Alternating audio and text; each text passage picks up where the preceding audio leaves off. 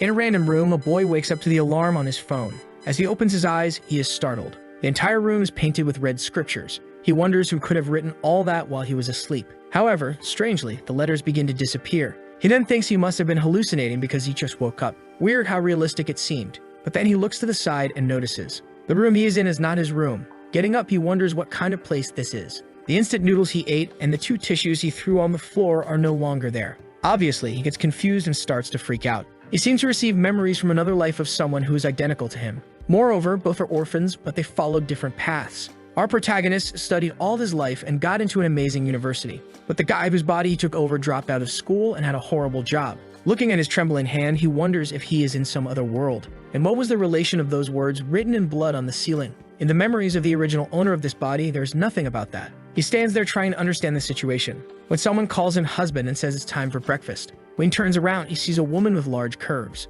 Looking at her thighs, he wonders what this husband thing is about. In his parallel world, did he get married so early? She sits on the bed and tells him to get up, it's getting late. Now the rascal already thinks that the transmigration wasn't so bad. He swallows hard, thinking that if it weren't for this transmigration, he would never have such a beautiful and kind woman. She keeps calling him to have breakfast. He doesn't know whether to call her baby, wife, or darling. He then decides to delve into the memories to find her name, so it would be easier. He starts thinking and strangely finds nothing. His mind seems to split. No name, no experiences, no hobbies, no favorite position, nothing. There is absolutely nothing about her in his memory. He looks back hesitantly, realizing she is standing still, and he already knows this so-called wife is strange. And a fly lands on her eye. Hesitant, he asks who she is. She stands still for a second. She then says that it seems he can see, already opening a monstrous mouth.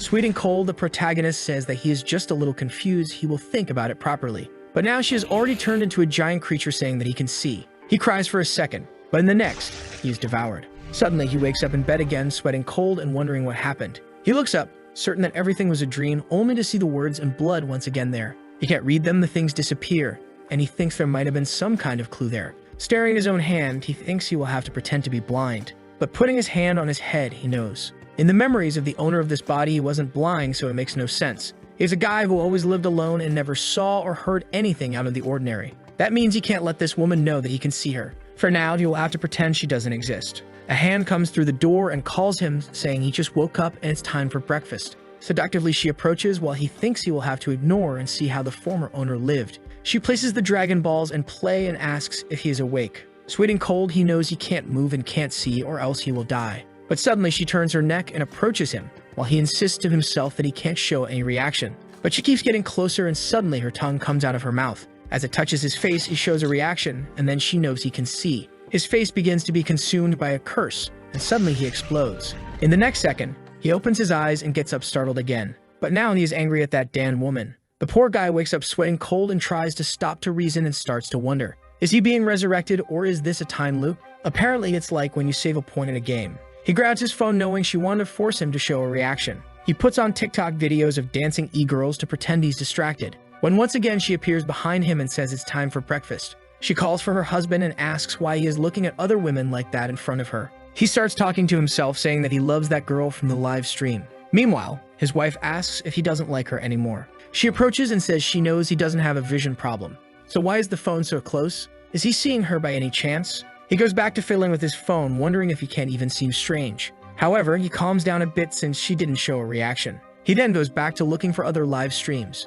But then he gets a scare. She appears live streaming on his phone. He stands up and throws the phone on the bed, scared. As he trembles a bit, she behind him says he can see. She opens her monstrous mouth to eat him. But now he comes to throw a punch. But she dodges. And then there's nothing he can do. A bite to the arm, he agonizes and dies once again.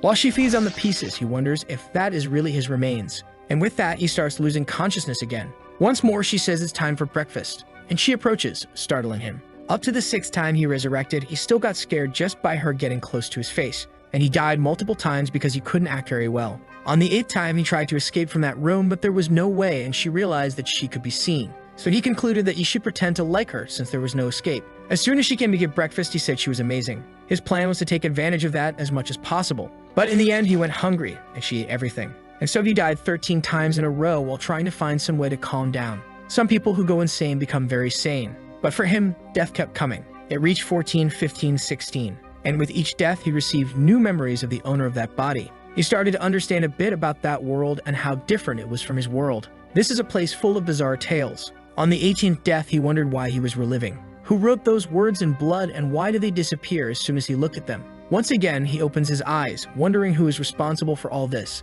He doesn't know who it is, but he knows his wife is one of them. She is a monster, and he began to repeat to himself that she should die because he deserved to live. Once again, she came through the door, calling him husband and saying it was time for breakfast. He got up knowing that every time she comes to do this, but never forces physical contact. Standing in the door, she asked if he wanted to start the day by eating some hot, moist meat. He got extremely close, but he walked right through as expected. She can only do something where she is sure he can see. He went to prepare some food while she, desperate at his side, said she already made breakfast and was ready for him. The poor guy sighed, thinking that the more beautiful, the better the lie. She's saying it's ready, but clearly there's nothing prepared. He made a snack, knowing that only by leaving that room would he find something about his wife. When he went to bite the snack, she had transformed into the floor, asking if he was seeing anything. He went to the door to open it, knowing he needed to get out of there, and she was visible on the doorknob, asking where he was going and why he wouldn't stay home with her. But he just opened the door and left the room, saying to himself that no one kills him 18 times and gets away with it. Now he wants revenge. As soon as he finds a way to eliminate her,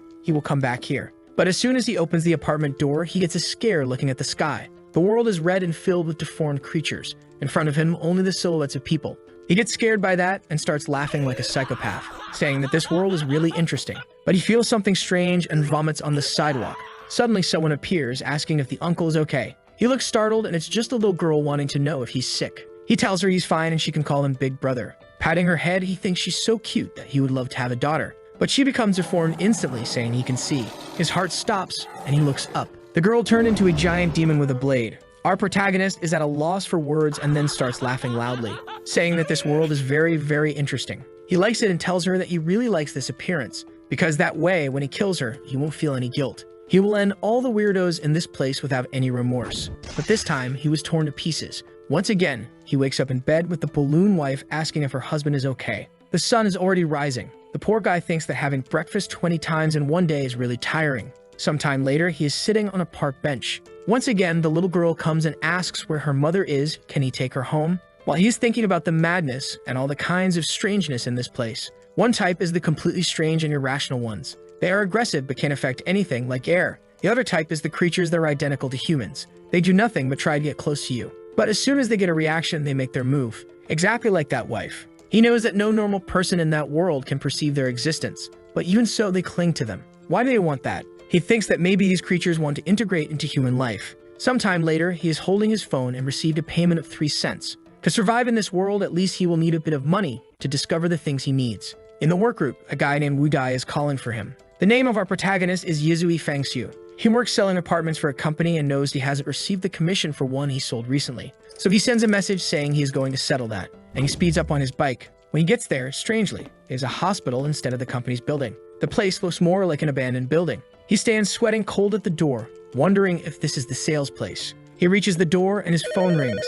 He says he is coming up and asks if everyone is in the office. The people say yes, that the owner's son tried calling him several times, but he didn't answer. The protagonist says that's fine, then he will come up. Our boy realizes that this place is definitely affected by reality, but the people on the call didn't seem to be doing badly. He finds it strange, but also interesting. Walking down the corridor, he suddenly bumps into something. He feels he touched something soft and wonders what it was. He calmly reaches with his hand, wanting to know if that is the limit he can go. But when he touches are 2 magical spheres of clairvoyance that predict a pleasant future. The rascal blushes, and suddenly, he feels something. A slap lands on his face. The girl appears screaming that she will complain about him, and she runs toward the guard while he doesn't understand what is happening. When he looks up, it says Baylor Academy. But as soon as he blinks, the place turns back into the abandoned hospital. He reaches toward a hospital wall, but strangely his hand goes through. He realizes he can't interact with the physical form of it, and thinks that maybe it's like the creatures that need certain conditions. Once again, he passes his hand through the wall, and with that, he goes through it.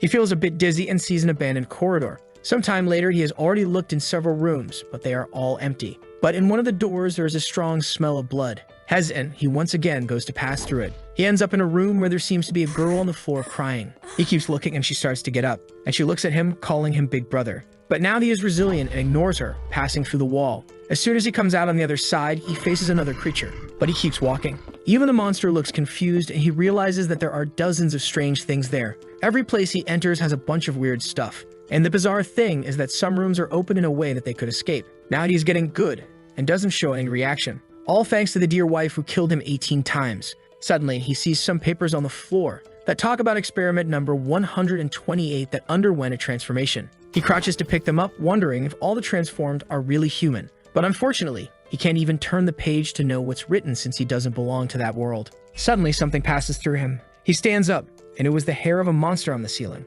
She descends beside his face and asks why he is there. By any chance, is he looking to explore the mysteries of life with her? He ignores her while thinking that maybe the best place to go is the director's office. The mental hospital building is the same one from the memory of the body's owner, which should have been a sales company. And the director's office is where the old staff room used to be. He decides to go upstairs to see if there's anything there. As he walks down the corridor, someone calls for Brother Xiu and asks what he's doing there. Suddenly, a chubby guy appears, yelling at him, asking how he dares to come to work if he's already been fired. But Fang Xiu walks down the corridor and pushes the two aside, thinking there's nothing on this floor. The guy with glasses looks confused and the boss is cursing at him, asking why he's going to the second floor and telling the guy with glasses to stop him. But our protagonist is already walking over there and finally finds the director's office. Someone yells for him to stop, but he's already got his hand on the doorknob. The friends behind him are freaking out, saying it's all over. But just by seeing the leg, you already know what's coming. Look at the waistline, look at the little mouth. In fact, the colleague was already being squashed. The people ask who the protagonist is and what he's doing there,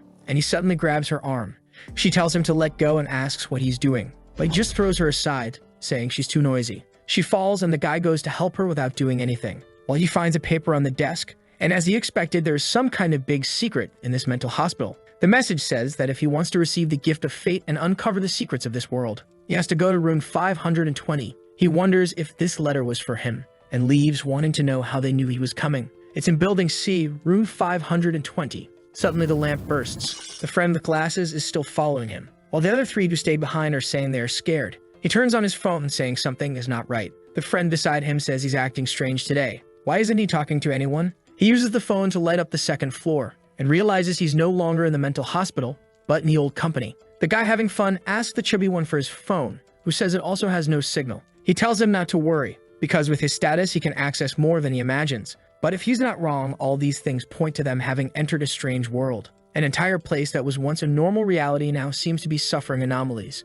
The people who were working are still worried about not delivering the service. One of the building's guards asks if everything is okay, and says he will take a look to see what happened. One of the girls crouches to pick up her phone and turns on the flashlight, but says it's too weak. The protagonist is there too. He turns on his and asks the guy with glasses why his light is also so low. People are questioning the blonde guy about what he said about them entering a strange world, when suddenly he loses his temper and tells everyone to shut up, saying they need to stay calm because that's the only way they'll survive. People fall silent, seeing that he got stressed out of nowhere. And the guy explains that in simple terms, they have entered a world full of ghosts. Basically, it's an alternate dimension where they live. People are silent for a second and ask about the guard who went to check the light. It's been 3 minutes and he hasn't returned. Tang once again warns that in this world you can't violate any ghost rules or you'll die. The chubby guy, trembling, asks what they're going to do now then. He replies that they urgently need to find a way to escape from there or everyone in that place will die. The protagonist is sweating cold and hears a sound behind him. From the familiar sensation, he knows it's a ghost approaching.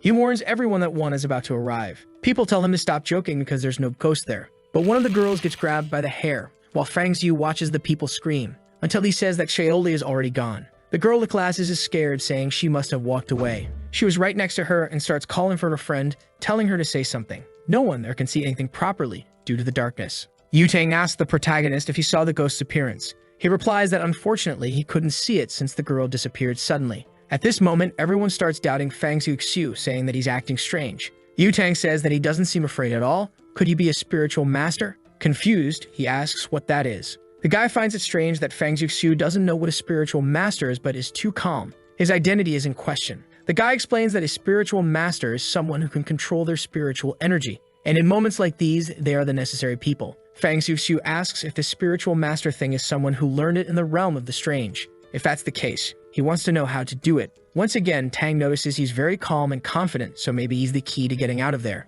And then he explains that to get out of that world, you need to gather the power of the ghosts. You need to meet 2 conditions simultaneously. The first is to go through the fear between life and death, simulating an emotional trauma. And the second is to come into contact with the ghost to let its power invade your soul. But you must be cautious since ghostly power is like a bloody garment. Even though it covers your body, it also stains your soul. Hearing these words makes Fang Xiu thoughtful, especially because he knows that after multiple deaths, He avoids contact with the ghosts to not die. From the wife to all the street creatures, they are mere illusions as long as he doesn't interact with them. However, when a ghost crosses into reality, it can kill without the need to be seen. So maybe if he can contact them, he will be able to eliminate them. Fang Xiu wonders if this is a good thing. Remembering his wife, he says he's crazy to become a spiritual master and end her, when suddenly, another person from that place disappears. Tang starts to go crazy, telling everyone to shut up or they'll attract more ghosts. Fifi approaches and asks what they are going to do. She's afraid of disappearing. Fang Xiu says it's 2 and 3 minutes. Precisely for men, it's a 3-minute interval, and for women, it's 2.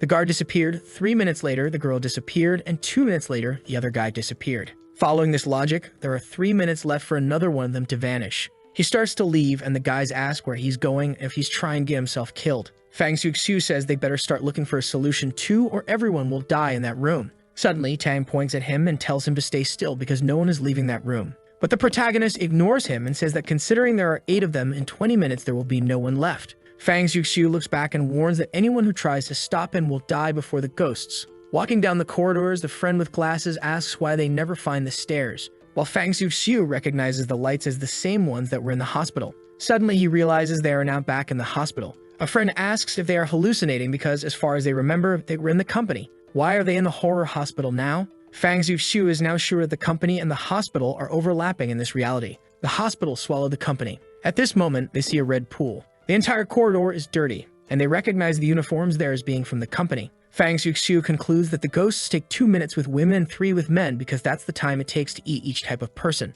He says they still have some time, and the guy with glasses says that it seems they are still eating jialing. The protagonist finds it strange because in the hospital, everyone was trapped. And the first time he passed through here, there wasn't all this blood in the corridors. The cuts on the clothes prove they are using some sharp blade, and he found only one like that. Something is coming out of the ceiling, and he remembers that the only one moving freely is the ghost doctor he saw right above him that time. They hear some sounds coming from that direction, and when they look, it's the group that was in the room, coming to ask what they will do. They feel a bit awkward, and the chubby guy asks if they found anything by coming down there first. Suddenly, they scream, and the girl says there is a lot of blood there. Everyone recognizes it as being from their allies' clothes, and Tang asks if everyone was eaten. Fearful, Fifi begs to leave, and Tang says they really need to flee as quickly as possible. They ask Fang Xiu to lead the way, but he says nothing. After a moment of silence, he announces that the time has come. Fifi asks what kind of time he's talking about, and behind them, hair is descending. Hearing the sounds, they slowly turn around, and from the ceiling, the ghost doctor is approaching. The second Fifi gets scared, the creature gets close to the 2 of them. Everyone tries to run desperately, telling the monster to get away. But something stops Tang. It's Fifi, who had fallen and is begging to be saved. But seeing the monster approaching, he slaps the girl, telling her to let go of him. Seeing everyone flee, Fang Xiu remembers the moment he saw the doctor. And on the ground, Fifi is begging not to be abandoned. But the creature is already holding her by the hair. With tears in her eyes, Fifi begged. But the lights went out and it rained blood in that place. The friend with glasses was shocked to see that Fifi was dead. And the monster didn't stop and continued to strike her multiple times. Fang Xiu noticed that her scalpel techniques were extremely advanced, so she probably practiced a lot. He and his friend were standing there, but the creature didn't seem to be paying attention. Doing 2 surgeries at the same time would be almost impossible. The monster puts away the scalpel and opens her mouth to eat Fifi.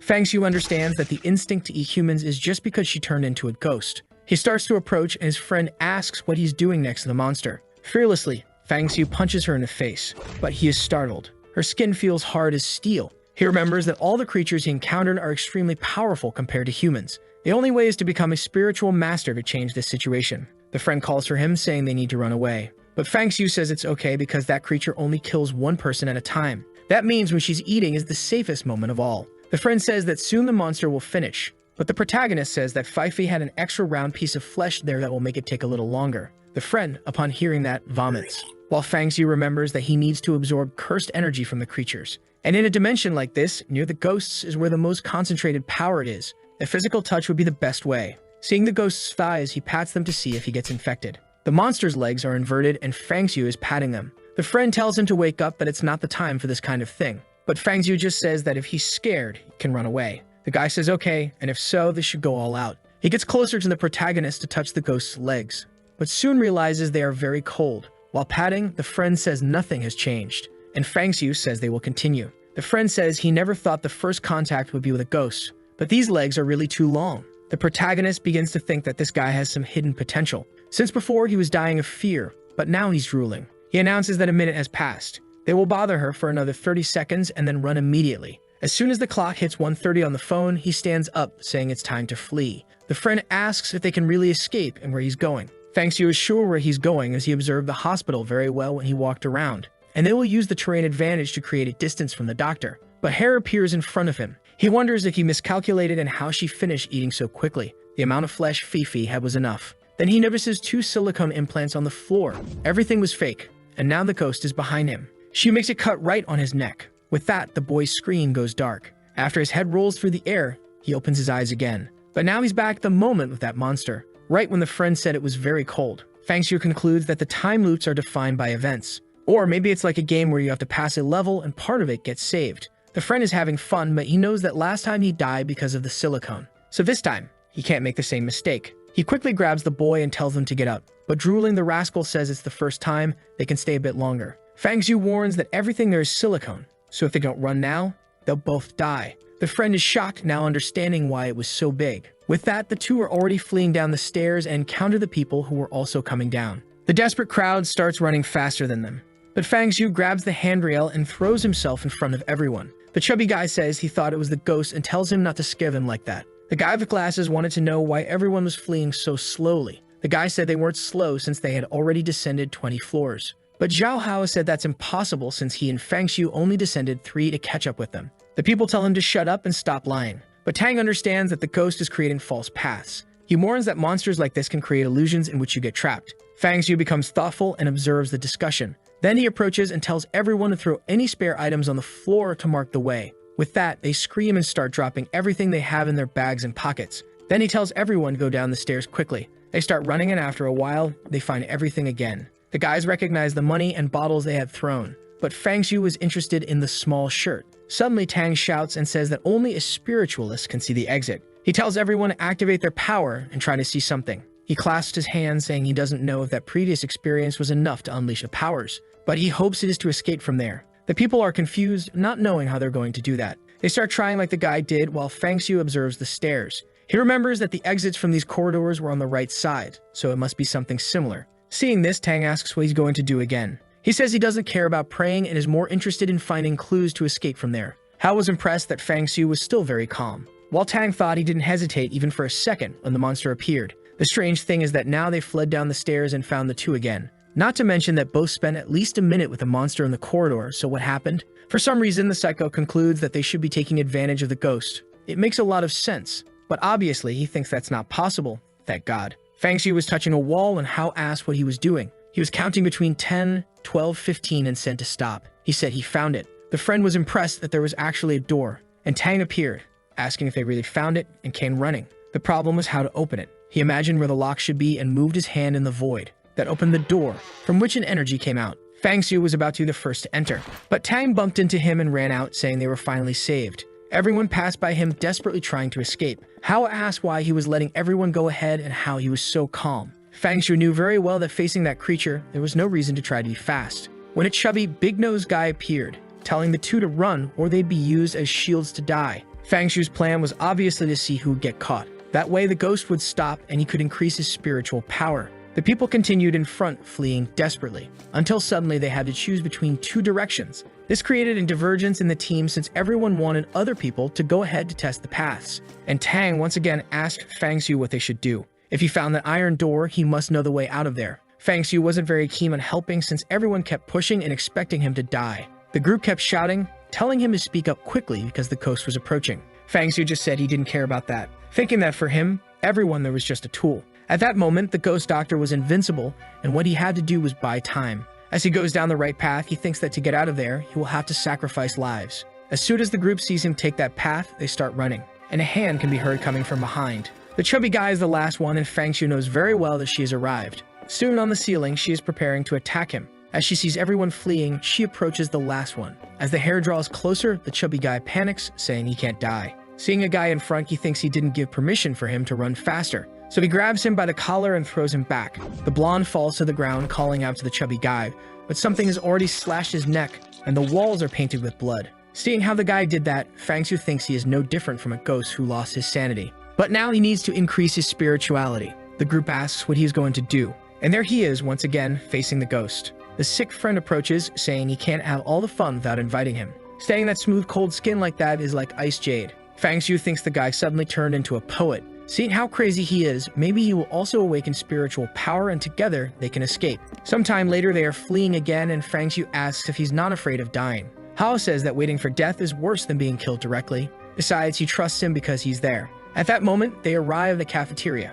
Everyone is dying of hunger and thirst as they've been running for a long time. Tang starts grabbing everything, saying he will hand it out to others later. The chubby guy approaches, asking to share a bit, when suddenly a girl says she found something and he tells her not to move. It's a door and he approaches, saying they are saved. But as soon as he opens it, there's another door at the end of the corridor. Fang Xiu notices that the light there is more suppressed than before. As he approaches the door, Fang Xiu says it's not locked. As they open it, it's just a utility room. That was the end of the path they chose, and the problem now is that to go back, they will have to wait for someone to die and distract the doctor. The protagonist started to head back in search of the ghost while everyone cursed him for choosing the wrong path. Obviously, he didn't like that because he didn't ask anyone to follow him. Hao commented that everyone should do what they want, and brother Fang Xiu didn't force anyone to follow him. A chubby guy complained, saying it didn't matter since it looked like he chose without knowing anything. Tang tried to calm everyone down, saying to concentrate as survival was the priority. He said that from what he observed, that creature attacks one person at a time and rests for 2 to 3 minutes. The choice now is to pick someone to serve as a distraction and create an opportunity for everyone to escape. Fang Xiu understood immediately what was going to happen. Tang came and hit him on the chest, saying that if it wasn't for him, no one would be there, so he would have to be the one chosen to pay for the sins. Hao asked what he was doing and Tang shouted for everyone to help, but Fang Xiu stepped in and put him in a chokehold. As he was pulled away, he called the chubby guy to help, who now put Hao in a chokehold too and fell with him to the ground. Suddenly, the door slammed shut. Fang Xiu had isolated himself outside. The group asked what he was doing. Fang Xiu said he never imagined he'd be so interested in people. Apparently, they are stranger than ghosts. He thanked them for their interest, but warned that he would make everyone pay next time. And with that, he died again. As his body fell to the ground, the group opened the door to run out. Hao, with tears in his eyes, went to help Fang. And as Tang looked back, smiling, he saw something terrifying. Even dead, Fang Xiu was smiling and told him to just wait a little longer. Back to the moment, he warned that it was silicone. He ran out, but this time smiling in a macabre way. The guys were running down the stairs, trying to escape, thinking the ghost was coming, when once again he fell in front. Ignoring everyone, he started running as they asked what he was doing. While he descended the steps, counting, the group was once again dealing with the problem of walking in circles. He reached the door and opened it without fear. No one understood how he found it so quickly. Tang asked if he had awakened his spiritual powers, but he just ignored them and warned they had 1 minute before the ghost would appear. Seeing this, Tang smiled, saying it seemed he had indeed awakened his powers. If he helped him escape, he would pay 5 million. But Fang Xiu just smiled, saying there was no need to rush because he needed to resolve something before leaving. When Tang was about to ask what it was, Fang Xiu kneed him in the groin. The poor guy groaned and fell to the floor in pain. Fang Xiu said he should use the 5 million to treat that. Agonizing, Tang said he could pay even more if only he asked. But now the protagonist was cold. The rest of the company started cursing him, asking how he could be so dirty. But Fang Xiu warned that it was impossible to escape the ghost's speed. But with Tang on the ground, everyone was saved. The group was confused about this notion of being saved, until suddenly another kick landed and now the chubby guy was writhing on the floor. Fang Xiu said he should have died a long time ago. Hao and the rest of the group were asking if he had gone mad, and if he was going to do this to everyone. Fang Xiu said no because he needed at least one person left. Hao said it was a good plan, while the group began to question if he was really human. He pointed the way and said they were running out of time, but the group began to suspect since he wasn't leading the way. Fang Xiu said he would just stay there to touch some thighs. The group was confused, and the psychopath friend said he definitely wanted to stay then. The Dr. Ghost approached once again. As soon as the group saw her, they resumed fleeing, but they stopped right behind the wall to observe what would happen, while the protagonist watched the monster approach. On the ground, Tang begged to be saved, but he soon realized his pants were wet. Fang Xiu's kick had caused internal bleeding, and he jumped to grab his legs, saying they would die together. But Fang Xiu just stepped on his hand and told him not to worry. He would stay there, right beside him, watching him die. The monster grabbed his neck, and with that, the guy was gone. Paint covered Fang Xiu's face, which he even licked. The guy was really crazy. He even said that the taste of revenge wasn't so bad. But at that moment, he felt something in his heart and wondered how it was possible for his chest to beat so fast. Suddenly, he heard his wife's voice calling for him and thought it would be amazing to see her get torn apart like this guy. He began making advances toward the ghost, and the group wondered if this was really his plan. He stared at Hao and remembered that at the moment of his death, the guy had called for him. With that, he invited his friend to join in. But Hao didn't seem very keen, and everyone called him a ghost. At that moment, Fang Xiu realized that having died those 20 times and experienced so much madness was causing him to no longer have any emotional fluctuations. His humanity was slowly disappearing, and at that moment he and Zhao Hao were completely different. But he had no option, so he wouldn't force his friend. But suddenly Zhao said that in that company he was the only person he could trust. As he was his only true friend, he would trust his plan. But he said he looked scary with that wine all over his face. But he soon approached with a blushing face to activate more spiritual power. While they were having fun, Hao asked why he attacked those two. Fang Xiu said that considering the ghost's speed, it was impossible to escape. And as soon as she caught up, those two, having higher positions, would discard the others. Suddenly, he felt something and asked Hao if he felt a coldness approaching his body. Hao said no, he was normal. While Fang Xiu realized it wasn't an illusion, what he was feeling was an influence of the ghost's power. He noticed that the connection was very weak, but it seemed to be reaching a critical point. Perhaps it was the precursor to gaining spiritual powers. But now Hao seemed motivated, wanting to find this cold region. Suddenly, he warned they should run. However, Fang Xiu said there was no problem since the chubby guy was lying nearby. The boy smiled, saying that was really good news. But he asked what it felt like to awaken spirituality since he wasn't feeling anything. Fang Xiu explained that what he probably lacked were life or death situations. The mental state hadn't reached the necessary point yet, which is why he didn't feel it. Hao found that strange and wondered when Fang Xiu experienced something like that. Seeing her lick the chubby guy's face, he said it was a good thing because it would take about 5 minutes. They would have to use this time to absorb as much as possible. And with that, the cold energy began to invade Fang's body.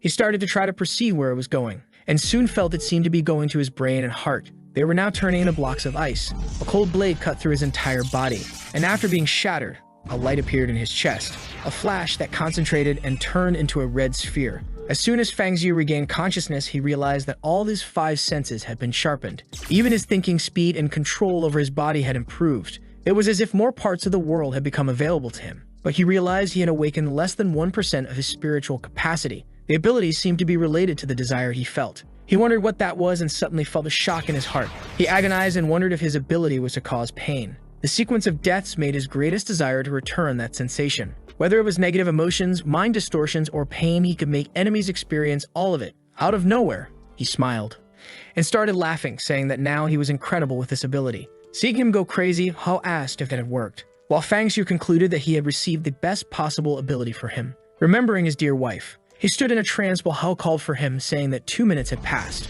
But Fang Xiu just told him to step aside as he was going to test his power. Immediately, Hao stepped back, saying it seemed to have worked, and that was very good. He then approached the ghost doctor. Concentrating the power in his hand, he knew that it carried everything he had experienced in those days. He knew that the more times he died, the more pain he would accumulate, and the stronger he would become. As long as he continued being revived, he could infinitely strengthen himself. He punched the ghost in the face, saying he wanted her to experience this masterpiece. The punch hit her squarely, but the power seemed to dissipate. She was thrown back and dropped the scalpel while crying on the floor. But Fang Xiu immediately realized that his punch was mediocre, and the little spirituality he had was now exhausted. The blow hadn't hurt the ghost, and she didn't seem to have felt the pain he did. While he thought about this, Hao said maybe it was time to run away, or they could go back to touching again. He thought that maybe putting this energy into weapons would be the best way. And speaking of weapons, there was one right on the ground for him to use. He crouched to pick it up, but soon felt an energy. That blade seemed impossible to lift, and its power immediately attacked Fang's heart. He could see all the times that weapon had been used, the infinite amount of pain it had absorbed, but with so much resentment, he wondered if he could use it to end the doctor. He told Hao to step aside. As soon as he did, he attacked the doctor right on the back of the neck, but it did nothing. Hao pulled at her shirt and said it didn't even leave a scratch. How were they going to kill her like this? The friend kept patting her back, and Fang Xiu concluded that without spiritual power, it wouldn't work. At that moment, he understood that revenge was not possible right now. She was getting up, and he was driving Hao, saying it was time to run. As soon as the monster got up, she wondered where the scalpel was. Walking with Hao, he sensed someone's presence. With his sharpened senses, he could perceive the presence of others. Hao asked where they were going when the two who had been hiding appeared. Hao called them cowards for running away and now coming back to ask for help. But Fang Xiu said there was only one solution. They would have to go through each of the 4 doors. Everyone was scared, and the guy said that with the monster following them, they only had time to try one. Fang Xiu ignored them and walked away, saying he wasn't forcing anyone to follow him. As soon as they heard a sound behind them, they knew she was getting closer. Fang Xiu realized that by stealing the scalpel, the ghost's behavior would change. He opened the door and told everyone to run. They started climbing the stairs in desperation. As soon as they closed the door, it was destroyed from behind, and the ghost began to ascend the corridor. With a macabre face, she told him to give it back. She ignored everyone on the stairs and went face to face with Fang, telling him to hand over the scalpel. Fang Xiu managed to defend himself when she attacked. but then she opened her mouth and went for his neck. At the east gate, they died. They went to another room. This time, he ended up coloring the chubby guy in another place. Once again, he stole the scalpel and headed in another direction, smiling. They ran to the north gate and reached the elevator. But as soon as he tried to enter, the monster opened the door and finished him off too. Then he tried the south gate. But once again, he was caught by the malicious and flexible ghost. Really cruel since he died. He tried the last door. He didn't want to accept that by stealing the scalpel, he would always die. Even though she was extremely fast, he still had the revive to change the trajectory each time. In a way, it was as if he could foresee the future. He knew there was a safe passage to the left. But something came at his neck, and once again, he died. It had already been the 9th time, and now he was sure he could do it. He guided everyone in that same direction. The ghost appeared behind everyone and approached him. She was once again heading straight for Fang. At that moment, Ho turned and told him to be careful. Right when she was about to land a blow on his face, he managed to sidestep, making her miss, and stood face to face with the doctor. She was confused about how he dodged, and Ho found it impossible that he had done that. Smiling like a madman, Fang Shu fled. Once again, she tried to hit him and he managed to duck. After numerous deaths, he had learned her attack patterns. Moreover, the pain was strengthening his body and increasing his spiritual power. Ho was impressed with his ability to predict movements. The ghost didn't like this at all. She prepared to jump and bite him, but he was confident that he now knew her trajectory entirely. As she came at him once again, he rolled to the side and dodged again. The ghost was already going crazy, telling him to die already. The group couldn't believe he was escaping her. While Ho was thinking this was the power of a spiritual master, running towards the door, he once again saw the exit, confident that now they would escape. But strangely, the ghost stopped in front of him. He was confused and she told him not to go while trembling. Fang Shu found it strange because she seemed scared. With that, she fled, delivering a precise attack on poor Hao. The poor guy staggered back, wondering what that cold thing was. He ran to Fang Shu and asked what had happened. He said everything was normal and according to logic, that was the path to survival. But he realized that even the doctor fled when she saw that place. That meant it might not be the exit, but rather something so terrifying that even she was scared. He knew it was the mouth of an abyss. The group kept asking why he didn't run. He sat down, saying it was good to rest for a while. After thinking a bit, he had an idea and told everyone to get up. Once again, they walked through those hospital corridors, and he slowly approached the metal door, wondering if there really was a great danger outside. As he began to open it, Ho asked if it wouldn't be risky to do so. He said they had no option but to go and enter the darkness. There, he couldn't see anything at all, and the place was so silent that he could hear his thoughts. The darkness had swallowed the path from which he came, so the only option was to move forward. He kept moving forward and forward.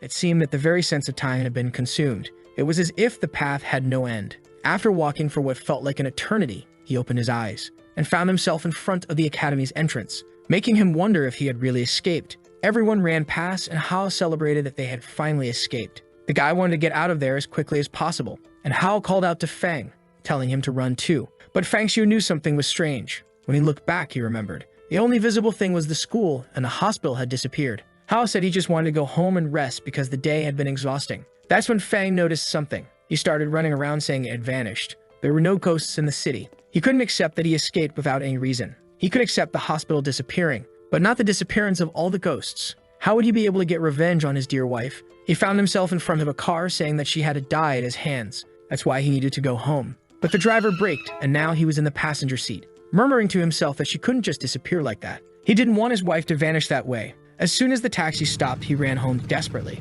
The driver complained that he hadn't paid, but he didn't care and ran up the stairs, saying that World couldn't disappear. He entered his house, shouting that she couldn't leave him like that, but the place seemed normal. After checking all the rooms, he fell to the floor, saying that she had killed him 18 times. How could he live without her for the rest of his life? All that suffering at the hands of the ghost doctor was to get revenge. He accumulated rage and pain to end the ghosts, but now they were all gone. Lying on the bed, he wondered where he would direct all that hatred, and now, without any feeling, what was the meaning of life?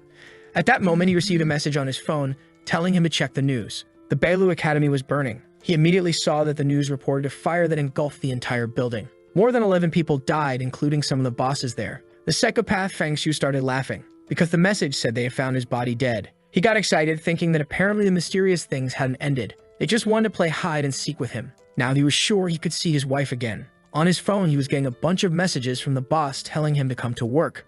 He laughed because this guy was dead. It was ironic that even dead, the boss kept ordering him to work. Suddenly, a bloody message appeared on the phone, saying that just because he wasn't speaking, it didn't mean he didn't know. An energy came out of the phone and created an eye that said it saw him, and ordered him to follow now. Fang Shu calmly grabbed the eye and told it to stop possessing the phone because he only had one. With that, the illusion dissipated. but he was curious to see what the next mystery was. Now in front of the academy, which was completely destroyed, he smelled the burnt everything and thought it looked very realistic. Suddenly, he saw Fifi standing there.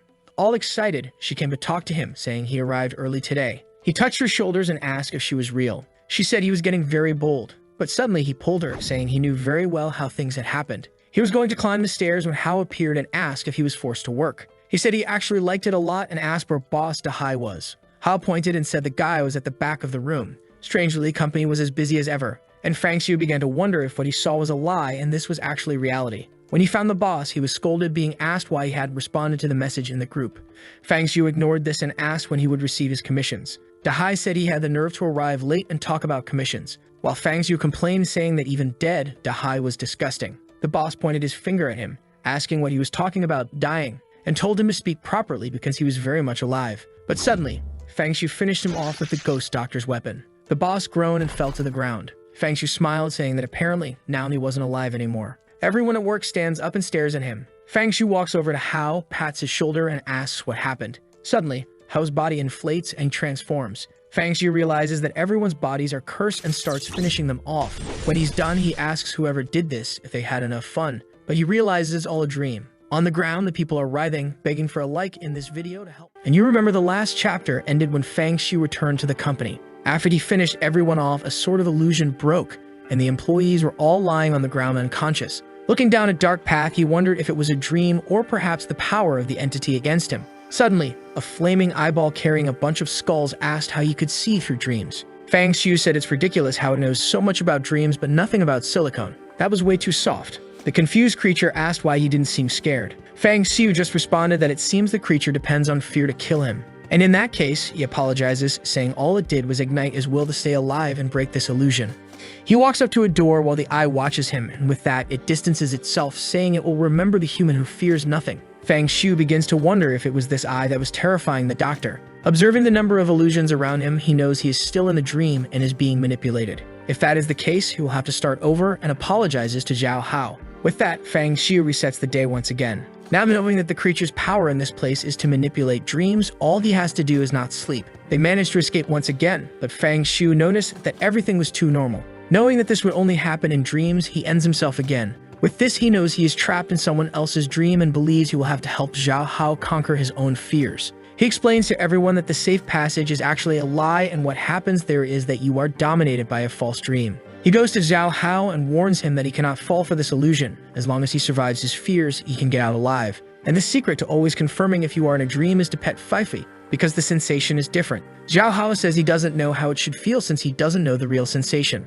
Unfortunately, after multiple attempts, people were still getting trapped in the dreams. He knew all of this was fabricated by the bizarre creature, the problem being that everyone had different illusions. The biggest issue is that only the person can break the dream they are trapped in. He tells Zhao Hao to wake up, but the boy is mumbling. He slaps him in the face repeatedly. He kicks him in the groin, but even in agony, the boy doesn't wake up. Fang Xiu is confused because nothing is working. He grabs the scalpel, saying he will have to resolve it this way. Without mercy for his friend, he cuts his thigh. Zhao Hao agonizes, begging him to stop, but then faints to the side. Our protagonist has no idea how he will save this guy. He realizes he will have to restart everything once again. However, if that doesn't work, he might have to give up. When they wake up, Zhao Hao comments that he was dreaming of a very friendly ghost. She was very soft, but just when he was about to embrace her, he unfortunately woke up. Fang Xiu ignores him, and the guide next to him talks about the safe exit. Fang Xiu ignores him, and the guide next to him talks about the safe exit. Suddenly, Zhao Hao excitedly shouts that when he gets out, he will find a woman to flirt with. Seeing how determined Zhao Hao seems about getting a woman,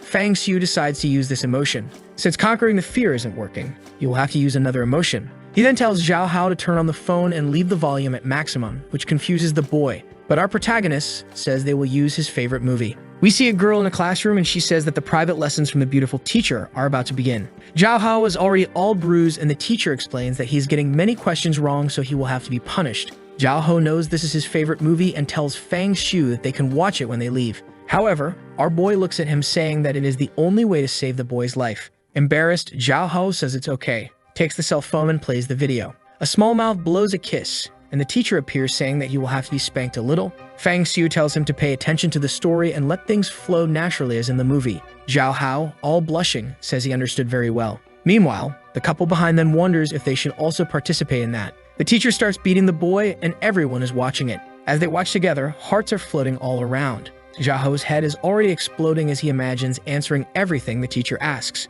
Seeing that the boy's emotions are running high, Fang Xiu says it's time to go. He warns his friend that if something scary happens, he should try to find the difference between reality and the dream. Strangely, Fang Xiu feels a bit bored, thinking that after living this day so many times, he even misses going home to his wife. A while later, the couple died and they did not survive the illusions they had to face. Fang Xiu only wants to know if Xiao Hao is okay. Next to him, Xiao Hao is saying that he just wants to try a little. The boy is shaking his head with his tongue out. Fang Xiu thinks it's crazy that his friend survived because of the teacher. Then he notices something strange. The boy seems to be emanating some sort of spiritual aura. He understands that his friend is about to awaken his powers. A while later, Xiao Hao is lying on the ground drooling. He suddenly wakes up and stands up saying to Fifi not to run. Then he realizes he is in the wrong place and asks Fang Xiu if that is the exit and if he succeeded. Fang Xiu just watches and approaches. Strangely, Xiao Hao tells him to come closer so he can give him a little squeeze. Our boy tells him to wake up to life and says it's incredible that his friend overcame the illusion using that kind of thing.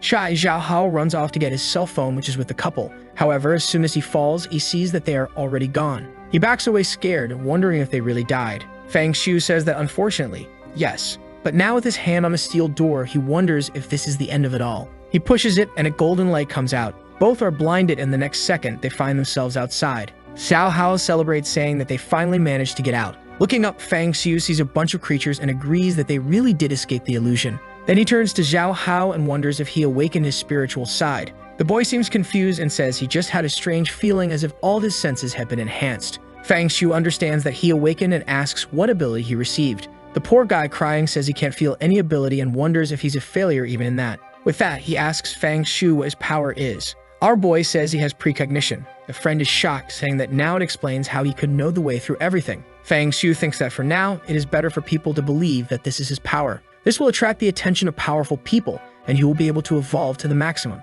Once he gets stronger, he will be able to take revenge on everyone and especially on his bad wife. The question that remains in his mind is whether the hospital illusion exists inside that office. Why can't he see it anymore? He can't understand if there is some relation between reality and the strange world. What he knows is that fortunately, everything he encountered this time was a creature that could only fabricate dreams. If it had been something that corrupted his mind, perhaps he would be trapped forever. Because if he or Xiao Hao had to face something with absolute power, even dying 10,000 times, it would be impossible to break the illusion. The only thing he finds strange is that Xiao Hao doesn't seem to be seeing any of the scary things. He comments about this, and his friend looks up, asking what he is talking about. A bird passes by and Fang Xiu says he must have seen it wrong. However, right behind his friend, a creature is about to hug him. Fang Xiu wonders if he is actually the only one who can see this type of monster. What he wanted was to find someone else who could also come to understand this better. Xiao Hao is disappointed that his friend has precognition, but he doesn't even know what he can do. With that, he tells Fang Xiu that it's better if they leave soon.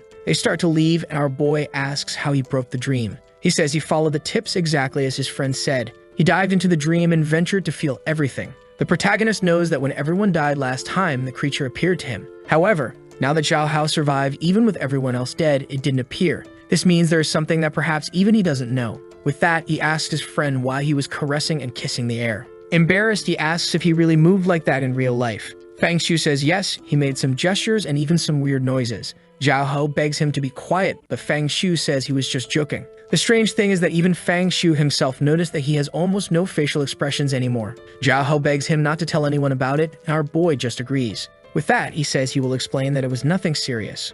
All he did was close his eyes and imagine the teachers giving various lessons. One of them told him to keep her company and die. Suddenly, he started to feel an extremely cold hand. In an instant, several other hands appeared, and he remembered that Fang Xiu had told him to stay focused. So he tried to protect himself to escape the hands. That was his plan to distract himself from those sensations. Even though the hands were annoying him, he remained focused. Fang Xiu was wondering what kind of story is this? The room that was terrifying suddenly became romantic again. A hand approached once more and touched his. It was a girl who called him a classmate and asked why he wasn't paying attention. As soon as he opened his eyes, he was startled and she was face to face with the boy. The girl wasn't Ash, but she was holding a Pokeball. He was embarrassed and told her to back off. However, she waved a weapon and leaned forward, so he ran and grabbed her. He felt an indescribable softness and was all happy until a giant tooth appeared in front of him. The creature transformed and asked if he was scared. His arms were immobilized and he was about to be devoured. He told Fang Xiu that he was terrified at that moment and thought he was dead. However, he freed his arms and once again went on an adventure.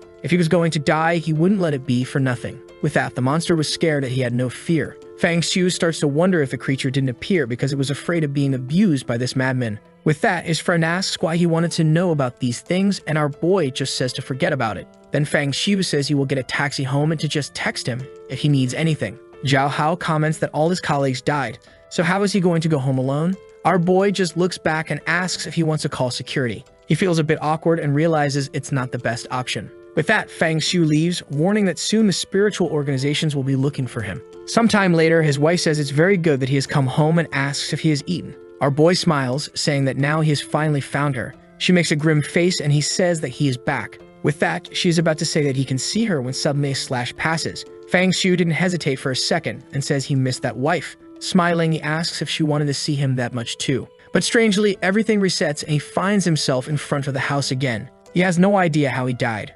Apparently, his wife's power is much greater than he was expecting. Hesitantly, he puts his hand on the doorknob and enters the house. Once again, she says she missed him and asks if he wants something to eat. Once again, Fang Xiu just ignores her, realizing that the power difference between them is still incomprehensible. Meanwhile, an emergency meeting is taking place in a building. Director Wang Dehai says that everyone must have heard the news. 5 hours ago, a mysterious phenomenon occurred at the school academy, but no one knows about it yet. The secretary says these are the recordings from the area. Unfortunately, all they could discover was about these two survivors, a boy named Fang Xiu and another named Zhao Hao. Looking at the boys' histories, both seem to be ordinary people. With that, he asks the staff what they think about it. A guy with glasses says that if two normal guys survived, it must be a rank D place. However, someone says they highly doubt that. A blonde-haired girl says that in the footage, the boy named Fang Xiu seemed too calm. Her assistant comments that there's a possibility he became a spiritual master in there. However, the guy with glasses insists, saying that even if they awakened, it must be an extremely easy place since they came out alive.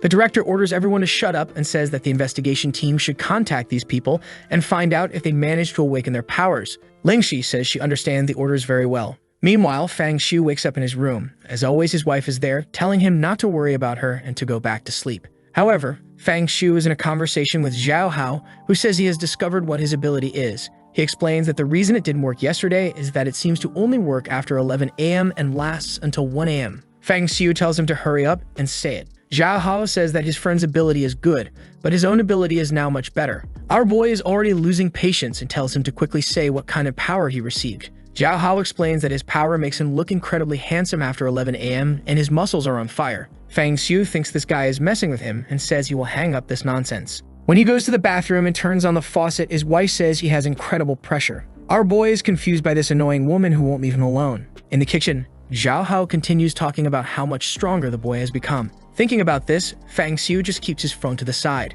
as he imagined the abilities are a reflection of a person's greatest desire. Apparently, Zhao Hao always dreamed of being strong, which is why he receives such a power. He sits down to have breakfast and his wife says it's the perfect time for that. At another part of the city, someone gets out of a car. It's Lingshu asking what they have discovered from observing the boys' messages. The guy says that apparently one of them really became a spiritual master. She asks about their powers and the guy remains silent. He says they have no idea about Fang Xiu's power, but the boy Zhao Hao seems to become very handsome from 11 a.m. to 1 p.m., especially in physical capacity and extracurricular activities. Lingxi says the boy has the perfect ability to work as a stripper. However, while climbing the stairs, she says they need to know Fang Xiu's ability, especially because depending on his powers, he could be a risk to society. Wenji just agrees, saying he understood. Back home, his wife is there asking if he can see her. Our boy is ignoring her as always, watching his TV, until he hears something coming from the door. He gets up to see what it is while his wife tells him to take a look at her. He goes to the peephole and wonders if what's on the other side is human or bizarre. He's already faced with Lingxu's heavy armament. The people knock on the door and he hears the sound, meaning they are human. With that, he opens the door and asks what they want. Lingxi starts to introduce herself, and at that moment, our boy already pulls out the card. He says they came faster than he thought, and his wife clings to his arm, telling the friends to come in. That catches the attention of the two. Lingxi asks if he knew they were coming. In the living room, Fang Xiu notices that everyone is ignoring his wife. He wonders if they also know the danger and are pretending like him, or if there's some other reason. Looking at the card, he calls Wenji by name. The guy introduces himself and says he's an investigator, and the girl next to him is Shen Sui, and he's her assistant. Fang Xiu looks at her, and she stares back, asking how they already knew about the investigation office. Our boy simply responds that in a world as paranormal as this, it was obvious there would be some association maintaining order. Lingxi responds that it's extraordinary he remains so calm with so many bizarre events. She then explains that they are a department dealing with the mysterious and peculiar. They are there first to find out what happened at the academy and second to see if he has the potential to join the team. Our boy shows no reaction. While the wife is in his face, Lingxi says that there are freelancers who also work for them. However, those who are directly related to the office receive much more resources to strengthen themselves. The wife keeps insisting, saying it's good he's not looking at that blonde, and asks if he still loves her. Fang Xiu is just observing his wife's face, thinking how wonderful it would be if she had a desperate expression. Then she would be charming. The blonde continues saying that first of all, he will have to explain very well what happened at that academy. Fang Xiu stands up and says that before answering that, there are things he wants to know. The blonde gets irritated and says he's not in a position to make any demands. The assistant tells her to calm down because it's not good to solve things that way. Then the protagonist says that Lingxi seems to have spiritual powers. However, her assistant is a completely normal person. He asks if that's how investigations work or if she's so corrupted by her powers that she needs someone to supervise her. The girl starts to exude an aura again and Wenji tells her to calm down. However, she just asks if he's looking for trouble. The assistant asks to stop provoking her because if she loses her temper, everyone there will die. Fang Xiu just ignores it and says that first, they will have to explain what power really is in this mysterious world. The woman says that everyone who survives the mysterious asks that question. What is the reason for it? Where does it come from? And what is its purpose? Currently, the only thing the office knows is that they are all corrupted entities and sources of human pollution. Each creature has its own way of existing. Some are made of flesh and blood, while others are purely spiritual. They follow no pattern and appear out of nowhere. Furthermore, they all seem to hate humanity and have a tendency to consume people. Or rather, they feed on the spirit that exists in humans. The assistant explains that this is what they know so far. Fang Xiu asks how the levels of the masters are categorized. The guy says he's impressed that he knows even about that and explains that the current level is measured by how much they can use of their essence. While the guy writes about it, the wife licks her lips, saying there seems to be a lot of good things to eat. He then explains that the rankings are made by the percentage of spiritual power that a person possesses, and for every 20% increase, you rise in rank. Fang Xiu then asks what happens when you reach 100%. The secretary explains that, in fact, no one has ever reached 100% in all of history. This is because the more you want to increase, the more you have to challenge scary things. The result is that everyone who seeks to reach 100% dies in the process. He then says he will ask the third question. Lingxi loses her temper and says he must be feeling very full of himself to ask so many questions. She throws the notebook to the assistant and tells him to go to the website if he wants to find out anything. The only advice she gives is not to believe the emails he receives from other people. With that said, now he is to give all the information about what happened at the academy. Fang Xiu ignores her and says he has one more question. Were they seeing his wife behind him? At that moment, she gets emotional. This guy is crazy. What is he doing? Lingxi looks confused and the protagonist's reality starts to distort. The assistant says they checked the information and saw nothing about a wife or girlfriend. Meanwhile, the wife is jumping around happily, saying she knew he was always seeing her. She gets close to his face, saying he should have told the truth from the beginning. The investigators seem to find something strange, and the guy whispers that it's normal for people to have hallucinations once they discover their powers. He imagines that Fang Xiu's mental state is worse than they thought. She gets irritated and asks if he is once again trying to mess with them. Our protagonist is sure that she is not pretending. He then looks to the side and calls for his dear wife, saying that now he can clearly see how wonderful she is. Fang Xiu says that he apparently doesn't want to cooperate but feels something strange. Something starts to distort and the wife says that finally he is seeing her. She turns her head back and calls for the humans. Lingxi and the assistant then wonder what that is. The creature starts to grow and opens a macabre smile, saying it has been a long time since she tasted a spiritual master. The assistant is shocked and Fang Xiu asks what kind of power that is. Our boy says it's a little surprise for them. His wife is more mysterious than he imagined and apparently he is trapped in a puzzle. He asks if they can see her now, realizing that the fact he noticed her existence brought her into reality. If even his spiritual master couldn't see her, it means he must be the only one who can see all creatures. Lingxi stretches out her hand and creates a purple energy, throwing it at the monster, telling it to die. Fang Xiu is impressed with the woman's spiritual power. Apparently, that must be the ability of a spiritual master. However, from the smoke, the wife emerges unscathed. The woman can't believe it and loses her nerve, already trying to flee, saying it's impossible for them to handle that. The wife simply extends her finger and cuts the air. With that, Lingxi is disconnected and falls to the ground. Our boy is worse off than his friend and opens his clothes. Seeing that she has a fox tattoo on her inner thighs, he observes the assistant too finds a pink letter. He starts reading it while the wife asks why he isn't looking at her. He tries to discover as much as possible and in the next second is killed. He is back to the moment when he had just returned from school. He knows he can't do anything against his wife. However, tomorrow the investigation team will come, and that will be the time when the world discovers about the person who can see the future. He goes to the computer to access the forum he discovered by talking to the assistant. A message appears on the screen, and when he clicks it, a monster pops up, scaring him. However, he ignores it and keeps browsing the site. He's trying to find the truth about this bizarre world. Strangely, the wife turns the mouse. As he was researching very quickly, she asks him to be more gentle. Fang Xiu ignores all this and continues researching. He enters a link that requires him to pay $1 million. The wife asks if he wants help, while he wonders how he will get that amount. He glances at the main post that talks about someone who can manipulate time. If this existed, his value as someone who sees the future would decrease. The person says the ability is called Waste of Time and congratulates the protagonist for wasting his time reading it. Our boy wonders what kind of forum this is. Meanwhile, at a university, a girl in a pink shirt sneezes in front of her computer and wonders who is talking about her.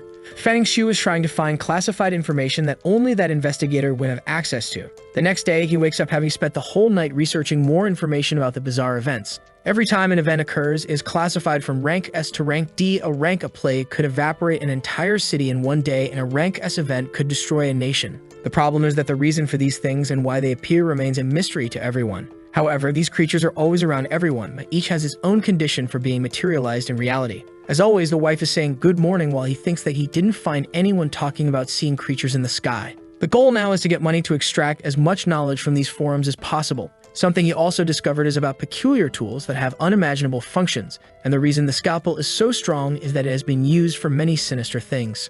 He remembers that one of the articles talked about connecting with the spiritual energy of a weapon. A blue aura begins to emerge and surround the room. Looking at the clock, he knows there are 3 hours left before the investigation team arrives. The energy enters his body and he finds himself being attacked by a bunch of creatures. His heart is crushed, but Fang Xiu just asks if this is all the despair they can cause. If that's the case, all this hatred will become the new tool. He then orders the spiritual energy of that weapon to kneel before the new king. He feels he has gained at least another 2% power, realizing that these items are not just tools but also serve to help him evolve. The problem is that his physical body still can't absorb much, so he will have to wait a bit. He goes to have breakfast and his friend calls. He answers, saying he knows his friend received a power for extracurricular activities. Zhao Hao is startled and asks if he used precognition to know that, saying it's good he knows that even though his power has been discovered, it's still much more incredible than seeing the future. Someone's earpiece drops to the ground. It's the investigator in the car, and Ling Shi asks what the problem is. He says he discovered the abilities of the 2 guys.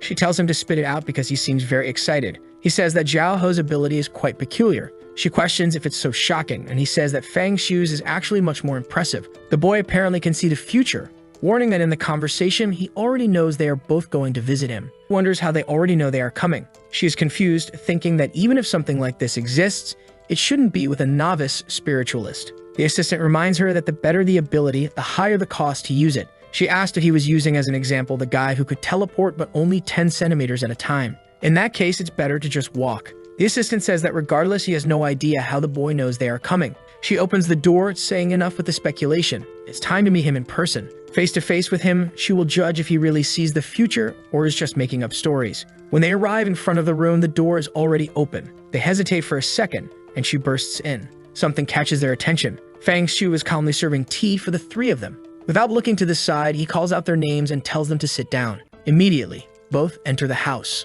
She sits on the sofa asking how he knows their names and also how he knew they were coming. Fang Xiu immediately says that it's because he can see the future with his eyes. She crosses her arms and tells him to prove it if it's true. Fang Xiu begins to talk about everything they came to do, from trying to find out what happened at the academy to also knowing about Zhao Ho's powers. The investigator says that all this can be discovered through logical deduction. Fang Xiu laughs and the guy asks if he got any information wrong. Our boy ignores him and questions if anyone else knows besides him that the investigator is in love with Ling Xiu and that right now he has a love letter in his left pocket. He puts his hand in his pocket and trembles while the women look confused. Fang Xiu says he will quote the letter, warning that it says, "Ling Xiu, when you are reading this, I will probably already be dead. However, there's something I have always wanted to tell you." The blonde interrupts the sentence and goes straight to the pocket to find it. She pulls out the letter and takes a look, getting scared because it says exactly what Fang Xiu said. After thinking for a bit, she says that's not enough because the letter was written in the past and not the future. He then says that she can control flames and has measurements of 85, 63, and 80.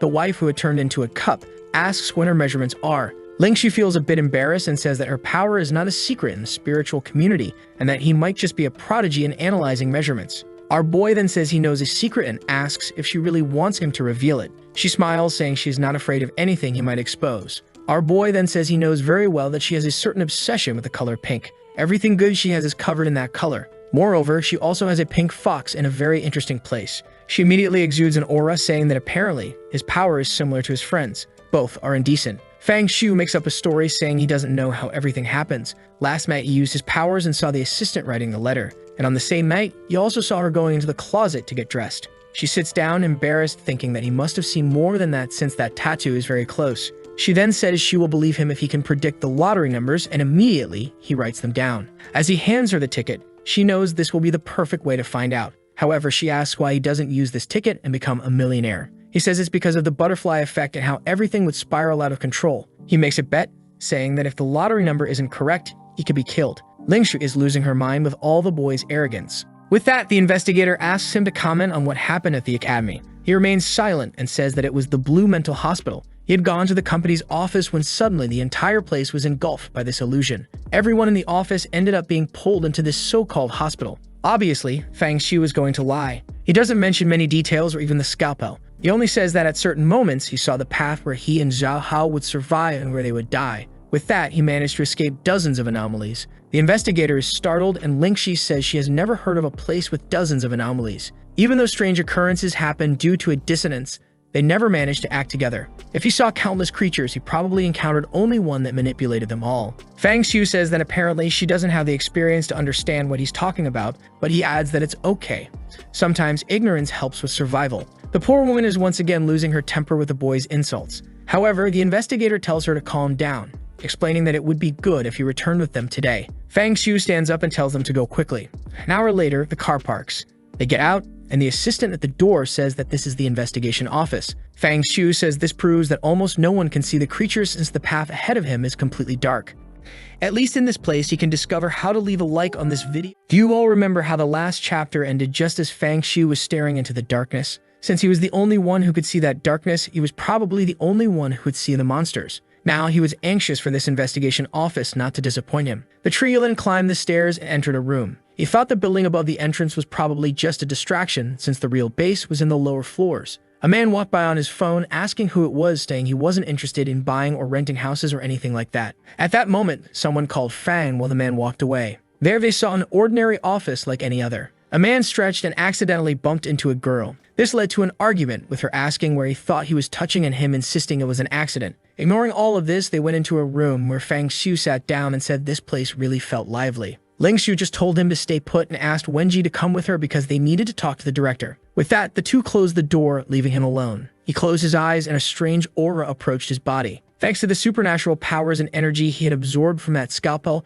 his perception had improved. However, even with sharper senses, he couldn't detect anything unusual, which proved this place was extraordinary. He began following Ling Xiu's steps to figure out where the director's office was. Suddenly, the blonde turned around, startled. Wenji asked what was wrong and if she was sensing anything strange. Our boy, sipping his coffee, realized she was much more perceptive than he had expected. In the office, the director asked if she was sure about this future scene business and who else knew about it. Fang Xiu confirmed it, saying the only other person who knew was his friend Zhao Hao. The director placed his cup on the table and said that a skill like this was extremely dangerous, so no information should leak. This guy seemed like the type who handed jobs to Peter Parker. He asked about the lottery numbers and Wenji handed them over. This was how our boy proved he could see the future, but the man didn't seem convinced, saying someone else might have told him. He told him to monitor today's lottery game to ensure it was 100% random and uninfluenced. He slammed his hand on the table and scratched his chin, saying he wanted to see just how capable this Fang Xiu really was. Then he turned to Ling Xiu, saying she was an experienced master. That's why he wanted to know if she thought the boy was lying. The competent detective said if this was lying,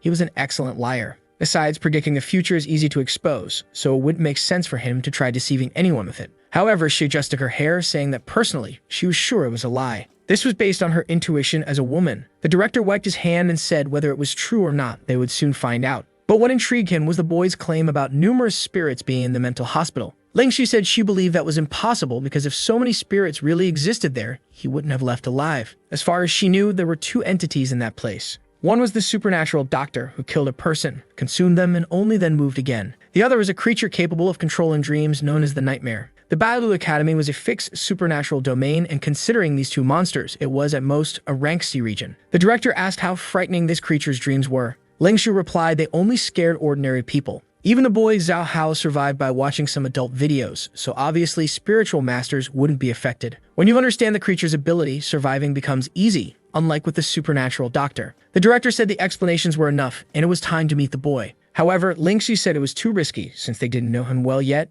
and the boy might go out of control. She was about to suggest calling the captain and the commissioner, but he informed her they weren't available. Apparently, both had gone to hunt down the leader of a supernatural group. We then saw a man climbing stairs when another ran up behind him. These were the two men from the investigation team. Commissioner Bai Qi, the one with black hair, and Captain Yang Ming, obviously the other one. They were racing to see who would reach first. Ling Xu said fine, but first she would conduct a mental contamination test on him to avoid any risks. The scene shifted to another room with a device on the table. She explained it was a lie detector based on spiritual fluctuations. If his heart and words didn't align, it would show a reaction. He placed his hand on the device and told her to go ahead with her questions. She asked him to imagine a supernatural creature massacring the entire city. He had to choose between fighting the creature and escaping alone or saving as many people as possible who could escape with him. He should answer honestly. He said he would choose the first option and fight the supernatural entity. The test showed he wasn't lying, and she wondered if he was really the type to risk himself for others. Obviously, our boy said that because if he dies the first time, he'll try again and again. One day, he'll find the weakness and the creature will die. Then she asked him to imagine a future where he received an invitation from a highly intelligent supernatural creature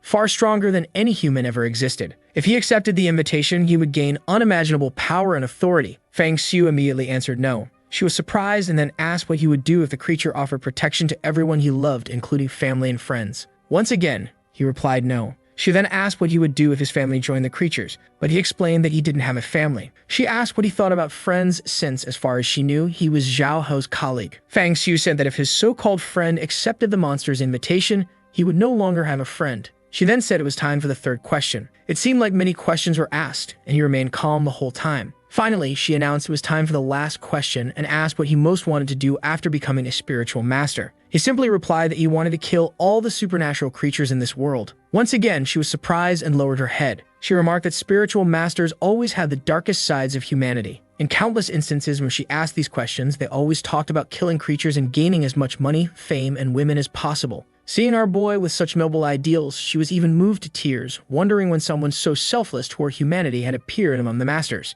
If the system had malfunctioned, he was a kind of angel among them all. Even though he seemed arrogant and indifferent, deep down he genuinely cared about humans. While she checked to see if the device was broken, he was only thinking about the day he would avenge the woman 100-fold. He wanted to kill all supernatural creatures, but he knew that one wouldn't go down so easily. The scene then changed to a door opening as she led him to Director Wan. She handed over the document stating that the boy had passed the test. The man introduced himself as Wang Dehai, the current director of the investigation group. He was about to ask the boy to sit, but Fang Xiu had already seated himself before being told. Fang Xiu gave a casual greeting, which annoyed Ling Xu due to his lack of manners. Ignoring this, he decided to look at the test results and was immediately impressed. The answers were perfect, and he turned to her, asking if they were really true. She just nodded, making it clear. He commented that based on the boy's answers, he was perfect for this profession. Even if he didn't have the ability to see the future, he would still want him in the investigation group. He held up his hand, telling him there was no rush as they waited for the lottery results. Meanwhile, Fang Xiu thought he was only there to use this identity as someone who could see the future to gather resources for his goal.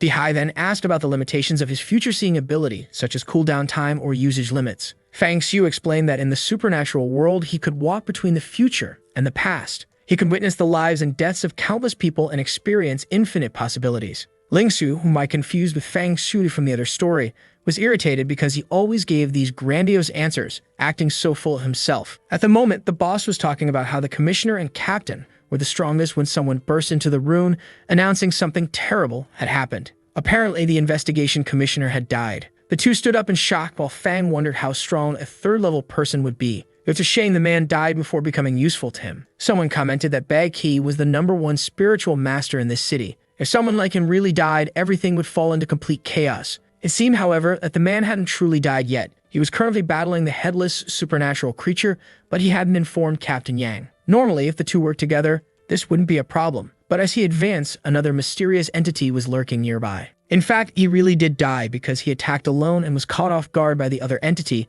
with blood splattering everywhere. The director slammed the table, demanding to know what the investigation group was doing, being unaware of this other monster's presence. Someone explained they had investigated everything, but this creature appeared out of nowhere, as if it materialized in thin air. The chief sat down, asking where Yang Ming was, and the man replied that he was heading toward Qinbei City. He then covered his face and ordered them to take Fang Xiu to the rest area while telling Shang Lingsu to join him in the conference area. Fang Xiu stood up, motioning for the man to lead the way, who hesitated before complying. Walking through the hall, he overheard people discussing investigations in Kimbei City and something urgent. They mentioned 3,000 spiritual coins and even spiritual incense. He had heard of the incense being produced there, but had never seen it in person. Spiritual coins were a type of metal that could conduct spiritual energy and were used to forge weapons. Meanwhile, spiritual incense could suppress mental corruption. These were prestigious resources that allowed spiritual masters to control their mental states. Goodness, how many times have I said spirit and spiritual? Sitting in the room, Fang Shu wondered how a master like that had died so easily. Not to mention he was attacked by only 2 creatures.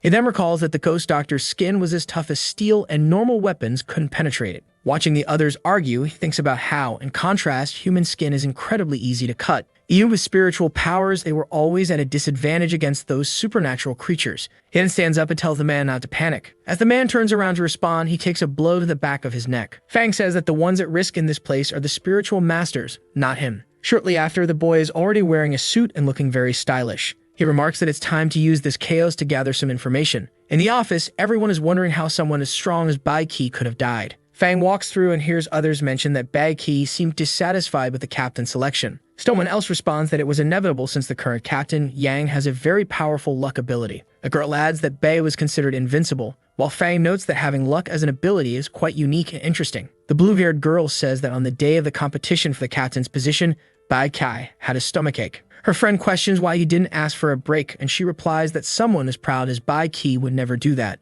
As a result, he was forced to fight even with diarrhea. Fang leaves, thinking that all the news here stinks, literally, and none of it is useful. At that moment, someone opens the door, announcing for everyone to gather in the conference room because Yang had arrived. Fang knows this is the perfect moment to get important information. In a large meeting room, the entire office gathers around a massive table. Standing discreetly in a corner, our boy wonders who's bold enough to smoke in a place like this. He looks to the side and sees a man in the corner who seems to be crying. He assumes this is Captain Yang, shaken by Bai's death. Then Captain Dahai speaks up, telling everyone to look at the screen, as it shows the new entity capable of hiding in the shadows. Bai Qi hadn't been able to detect his presence during the fight. No matter how fast he was, he couldn't escape his own shadow. As a result, he was gravely injured and finished off by the headless creature. Yang already killed that same creature, but the shadow entity managed to escape. The meeting's purpose is not only to address this incident, but also to avenge Bai Qi's death. At least amidst all this chaos, there's good news that Yang had advanced to the 3rd rank and is now one of the strongest spiritual masters. Fang knows this means the man has awakened 41% of his spiritual potential. He wonders what effect this will have on the man's luck ability. Yang rises from his seat, grabs his cigarette pack, and sees it's empty. He crushes the pack and turns around, asking if anyone has more. The director reminds him that the city's safety is now in his hands.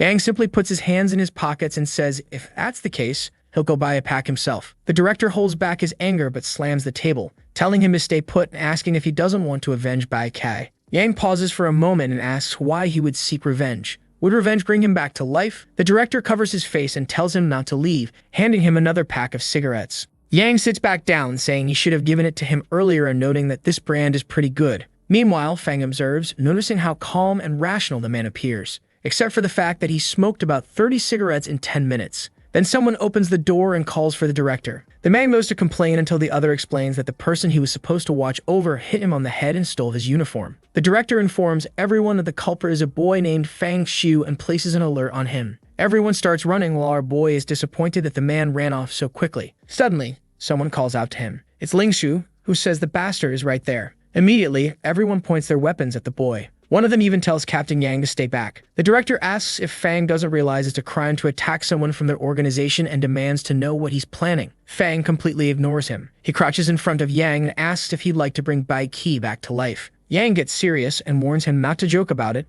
or he'll end up dead. Our boy feels the pressure of the spiritual energy, but is used to far worse. He then tells Yang to answer already, does he want to save Bai Qi or not? Meanwhile, everyone in the room keeps pointing their weapons at him. Yang tells him to stop talking nonsense and orders the others to arrest him immediately. But Yang suddenly tells everyone to stop. Perhaps he's losing his mind, but he feels like what the boy is saying is true. He asks if Fang can really bring Bai Qi back to life. Fang Shu asks when Bai Qi died and how far away he was from him at the time. Yang explains that he followed a lead in the mountain region but was too late to return to the city. If he had been nearby at the time, perhaps Bai Qi wouldn't have died. Fang says he understands and then asks for Bai Qi's number and a secret. Yang asks why he needs this information if they're planning to bring Bai Qi back to life. Our boy reveals that he can't bring the dead back to life. Yang stares at him, and Fang adds that he has another solution. He can go back to the past and change the future. He realizes that since he's going back in time, no one will know what he revealed, so the secret remains a secret. In the room, everyone whispers that this sounds even more exaggerated than resurrecting the dead and says he must be lying. Yang even says that such an ability would be far too overpowered for a spiritual master. Our boy repeats his dramatic speech. I am from the spiritual realm. I navigate between the future and the past, experiencing countless realities. Lingshu notices that this is his eccentric way of describing his own ability. Our boy then says he will return to the time before Bai Qi's death, call him, and reveal the secret to make him believe. There's no harm in trying since he's not risking anything. Yang ponders and says it really does make sense since he has nothing to lose. He gives Fang the number and says that Bai Qi will be able to receive the call because at the time he was in a place with cell service. Yang says that the secret is something only he and Bai Qi know, something he had planned to keep hidden for the rest of his life. He seems to force himself to reveal the secret. Finally, he admits that during the captain's selection, he gave Bai Qi a laxative to make him have a stomachache. Since he has the ability of luck, no one suspected anything, and everyone thought it was just a coincidence. The room falls silent, and no one can believe he played so dirty. Even the chief says he didn't expect someone so honest to stoop this low. Yang says it was all Bai Qi's fault and blames the rivalry between them. He stands up and says to forget about it since the man is already dead. Fang, however, simply says the secret is enough and tells Yang to wait for the call. Yang looks upset. The chief looks disappointed and Lingshu watches attentively. After a long silence, Fang tells them to continue their meeting. Yang asks the obvious question, if Fang isn't going back to the past now to do what he said he would. But Fang questions when he ever said he would go back at this exact moment. The chief accuses Fang of lying and orders Yang to remove the strange boy from the room. Yang agrees and tells Fang to follow him. The scene shifts to the confinement room. Yang tells Fang that it's the director's orders, but not to stress about it. At this point, Yang believes Fang can save Bai Qi, so he doesn't want to offend him. Fang replies that he understands and asks Yang to explain more about the headless supernatural creature they fought. Yang lights his 100th cigarette and says that Bai Qi's ability was super speed. It was just unfortunate that this creature had the advantage in their fight. Time passes, many cigarettes burn out, and the two talk for a while. Eventually, someone opens the door. It's Lingshu saying that the lottery numbers Fang wrote down were all wrong and telling him to take a look. Yang crushes his cigarette and says Fang will pay for playing with Bai Qi's life. Fang glances at the paper and says now he knows the correct lottery numbers. But Lingshu says the cost of his mistake will be his life. Fang pulls out the scalpel and everyone is startled. Our boy tells them not to worry. He always keeps his word. The others prepare to draw their weapons, ordering him to stay still, but Fang strikes his own forehead. He says he'll see them earlier in the day. Time rewinds, a car screeches to a stop, and it's the exact moment he arrives at the office. This time, he writes the correct numbers and hands them to Lingshu. As they enter the building, he says that as soon as they turn the corner, there will be a man on the phone. Sure enough, the same man from before walks by, talking on his phone. Both of them are impressed that Fang has already started predicting everything. He walks ahead and says the man in the middle row will try to stretch and accidentally bump into a girl. Of course it happens. Lingshu looks back, watching the argument unfold. The other investigator seems to trust that Fang can see the future, but Lingshu says these are just reasonable deductions. However, Fang takes the lead and says he'll take them to the room. He opens a cabinet, grabs some tea, and serves it to the two of them. They wonder why the boy is doing everything they were supposed to do. A boy even adds sugar to both of their coffees. They ask if he's been there before, to which he replies no. It's just that his eyes see the future. Moreover, Director Wang is free now, so they should let him know. The scene shifts to a car speeding through a forest. It's Wan who receives a call and asks who it is. At that moment, Fang gives him the information that Bai Qi will die in 30 minutes. Yang slams on the brakes and demands an explanation, asking who is speaking. Fang Xiu says he's someone who can see the future and is now working with the association. He says something unexpected will happen in 30 minutes and Bai Qi will be killed by a supernatural entity. Yang tells him to stop joking about people's lives. At this moment, Fang reveals the secret about Yang giving Bai Qi a laxative. Shocked, Yang obviously wants to know how Fang knows this if he never told anyone. Fang ignores him and explains everything that will happen with a headless creature and a shadow entity. He ends the call and Yang realizes it's far too risky not to trust him after this. Yang turns the car around and heads toward Kinbei City. Fang knows that now it's up to Yang to decide everything. Back at the office, Lingshu storms in, kicking the door open, saying it's time for the real truth or lie test. She's sure Fang has been calm so far but won't be able to lie in front of this device. However, Fang grabs it from her, places it on the table, and activates it, telling her to get started already. She sits down and before she can even ask the first question, he answers that he would fight the supernatural entities. Before she understands what's happening, he already answers the second question, saying he wouldn't side with the entities either. Moreover, if his friend sided with the creatures, their friendship would end. He keeps talking, answering every question until for the last one. He says what he wants most is to kill all the supernatural creatures in this world. The girl hasn't even reacted yet. he simply stands up from the table and says the test is over, so it's time to be a director. She stays there, holding the device, wondering if it's broken or somehow malfunctioning. The scene shifts to the director's office, where he's saying it's hard to believe Fang's ability to predict the future. Fang simply says there are people who can't be measured by common sense, which is why it's impossible to understand him. The chief feels like punching the brat, but instead demands the test results. Moreover, the red email states it couldn't flag anything because Fang predicted every question and answered them correctly. On top of that, the lie detector didn't go off. Our boy starts realizing he'll need to invent some kind of weakness to make people believe his ability is legitimate. He then explains that every time he uses this ability, his mind is flooded with information, causing a spiritual overload. This makes it impossible for him to predict a distant future, and the reason he's using it so much today is to prove he has the ability and to get a spiritual incense. Considering that incense stabilizes spirits, the chief thinks this explanation makes a lot of sense. He then asks Fang what kind of salary he's expecting, pointing out that spiritual incense isn't expensive. Fang says he wants the salary of a second-level spiritual master plus an extra incense every month. Finally, every time they need his abilities, they'll have to pay a bonus. The director says he can agree to part of that, but thinks the bonus is too much. Fang leans back in his chair and says the director doesn't seem to understand the value of someone who can see the future. But he reassures him, saying he has already prepared a big gift for the place. Of course, Wang wants to know what this gift is while feeling an ominous sensation. Fang Xiu smiles and says today's gift is Bai Kei's life. Naturally, the director is startled, slamming the table and asking if Fang is threatening Bai Kei's life. Fang Xiu simply tells him to call Bai Kei right now. The chief glances at Ling Xu, who approaches and places her hand on Fang's shoulder, but he remains confident, smiling. Just as Wang picks up the phone, someone opens the door. The chief goes to scold them, but it's Yang, asking if there's a Fang Xiu here. The chief looks confused, asking why Yang is back, where Bai Kai is, and what's going on. Yang says that's irrelevant. Bai Kai is in the hospital right now, and he wants to know where Fang Xiu is. Ling Xu immediately points to Fang and asks what he did to Captain Bai. Fang feels relieved, realizing that Bai Kei being at the hospital means he's safe. The chief then says Fang Xiu is the boy standing there, claiming he brought a big gift for them. Yang smiles and says it really is an incredible gift. Ling Xu removes her hand and Yang asks Fang if he's the one who called him. Yang hugs him, saying that if it weren't for that message, he would have lost his friend. The two baffled men in the room have no idea what's going on. Fang looks at the chief and asks if he's satisfied with the gift. He also tells Miss Shin Ling Xu to stop using her ability on him. Ling Xu wonders if it's really possible that just one call saved the life of the most important spiritual master in the city. Yang then says that if nothing was manipulated, he recognizes Fang's value and accepts his terms. However, they'll wait for the lottery results, and for now, Fang should be taken to another area. Yang hears this, seems to realize something, leans into Fang's ear and whispers that he'll meet him later. In another room, Fang is sitting with Ling Xu. She's thinking that he not only predicted her habits, but also knew about her private tattoo. She feels exposed, as if she has no secrets left in front of him. What she wants to understand is why it always seems like he's staring at her neck. Fang, on the other hand, is thinking that she has a long, white neck, just like his wife. He knows the blood there is warm and wonders if his wife would also bleed like that. Considering she's a ghost, he thinks her blood might feel refreshing if it spilled on him. At that moment, someone opens the door. It's Yang, saying he wants to speak privately with Fang. Ling Xu leaves the room, visibly flustered. Yang sits down and Fang watches him. Yang's expression suddenly changes and he asks if Fang hasn't told anyone about the laxative incident. Fang realizes the director is very cautious about his future-seeing ability, while Yang is only worried about his past misdeeds. Fang assures him that so far, no one else knows, but adds that it might change in the future. Yang asks what he means by that, and Fang replies that it means Yang might have to pay a little extra. Yang tells Fang Xiu that he needs to understand that here Yang is the captain, while Fang is just a rookie who just joined. Fang, however, simply responds that Yang should pay him 100 spiritual coins immediately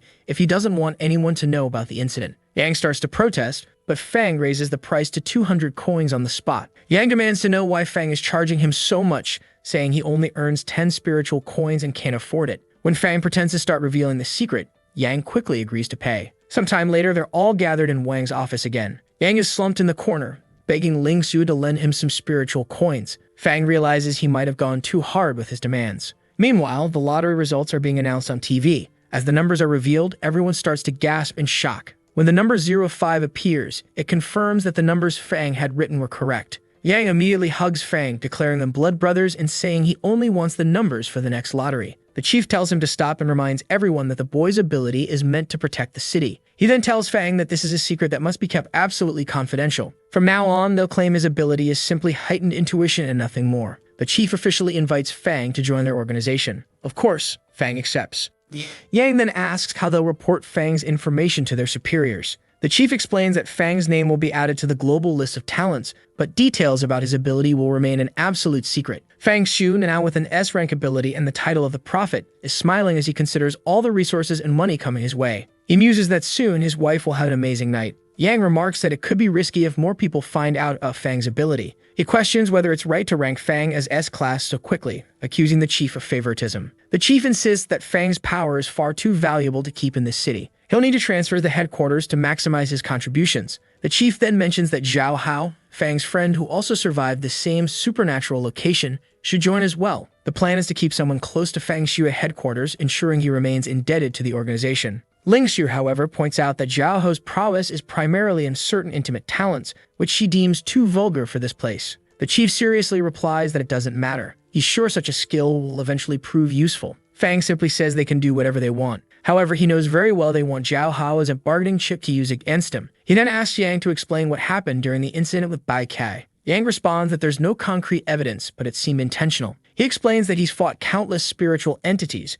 but this one, despite being cloaked in shadows, felt like an anomaly. Moreover, fought like a human. Had he not managed to kill the Headless demon and advance to the 3rd level, he wouldn't have stood a chance. Yang adds that the enemy seemed to be holding back because as soon as he advanced, the creature dissipated. He then pulls out a card he found at the scene. Seeing the Ace of Spades, Fang Xiu asks if it wasn't made of mental steel. And why would a supernatural entity use something like that? Wang Dahai remarks that it suggests a spiritual master is behind this, or at least a very powerful organization. This incident isn't simple, and they'll need to think carefully about it. The scene shifts to Fang's apartment, where his wife greets him, saying she missed him after his day at work. He looks at his new identification and tosses some coins onto the table. She praises him, saying her husband is amazing at earning money. Fang, however, is curious, knowing that each of these spiritual coins could sell for hundreds of millions. It's incredible that Captain Yang managed to get so many at once. This wasn't extortion, it was Yang's way of thanking him for not revealing his secret. Fang tosses a coin into the air, catches it mid-flight, and wonders how to use it for maximum benefit.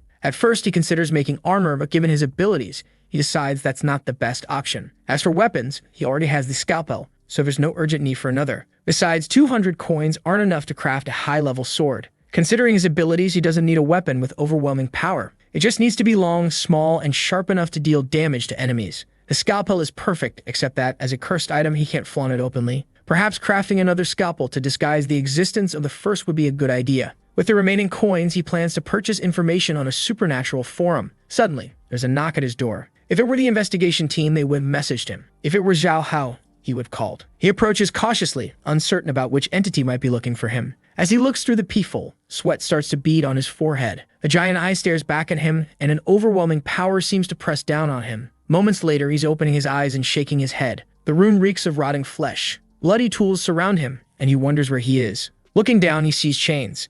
It's then he realizes he's sitting in a chair surrounded by a horde of creatures. In front of him was a grinder, and you could hear the sound of impacts nearby. A man was holding a screwdriver, hitting the wall ahead. Suddenly, the lunatic turned toward him, thanking him for finally waking up. All the creatures in the room turned to face Fang Xiu. He recognized the man from his red eyes. This was the person who stared him down right before he passed out. The strange man then remarked that Fang had woken up too quickly. It seemed the new spiritual master was a genius like him. He really got lucky because torturing geniuses was his favorite thing. Fang Xiu remained calm, analyzing that the man's ability was related to his eyes. He knew this man was a spiritual master, had a bizarre appearance, and referred to himself as a genius. Fang asked if the man was Wang Zitang's cousin and questioned whether the machine was working properly. For those who don't remember, Wang Zitang was the man from the earlier mission with the girl at the investigation office. The man was impressed. Fang recognized him and confirmed that yes, he was Wang Zitang's cousin, Lin Ziyang. Lin Ziyang apologized for the machines being rusty since he hadn't killed anyone in a while. Fang Xiu calmly replied that Wang Zitang had already mentioned he had a crazy cousin and told him to fix the machine quickly because he didn't like wasting time.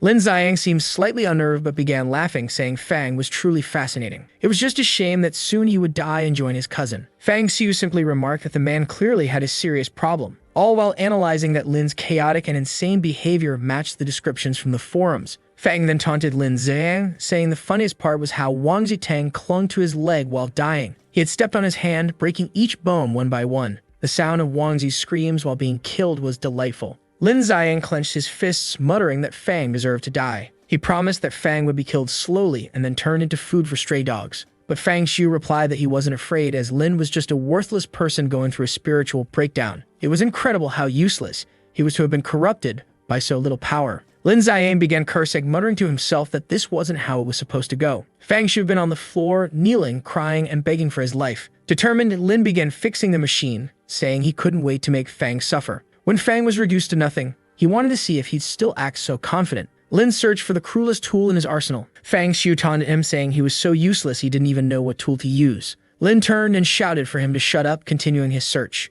Clearly, he was more unhinged than ever. Finally, Lin selected a tool and declared it perfect for pulling out the teeth of someone who talks too much. He demanded Fang Xiu beg for forgiveness, but Fang only asked how Lin would prefer to die. Would he rather have his bones crushed by a hammer or be punched until nothing was left? Fang suggested Lin decide soon because when the time came, Fang wanted everything to go perfectly. Lin froze, unsure how to respond. Fang asked why he was hesitating and backing away so much. He warned Lin that he had a scalpel perfect for cutting someone into pieces. While he'd like to make at least 1,000 cuts, he admitted he wasn't skilled enough and guessed Lin would die before the 100th. For that, Fang said Lin might need to start apologizing. Lin Ziyan put his hands on his face, muttering that Fang was the true lunatic having a spiritual breakdown. He warned that in this place he controlled life and death and ordered Fang to stop threatening him. Fang Xiu simply replied that life was always in his hands. He then looked at a snake-like creature nearby and asked if it was hungry or wanted to eat someone. The creature seemed to glance at him, though it was hard to tell since its eye was also its mouth. Lin Ziyan asked whom Fang was talking to. Fang replied he was speaking to the entity that had to take Lin's life. The moment Lin Ziyang acknowledged the creature's existence,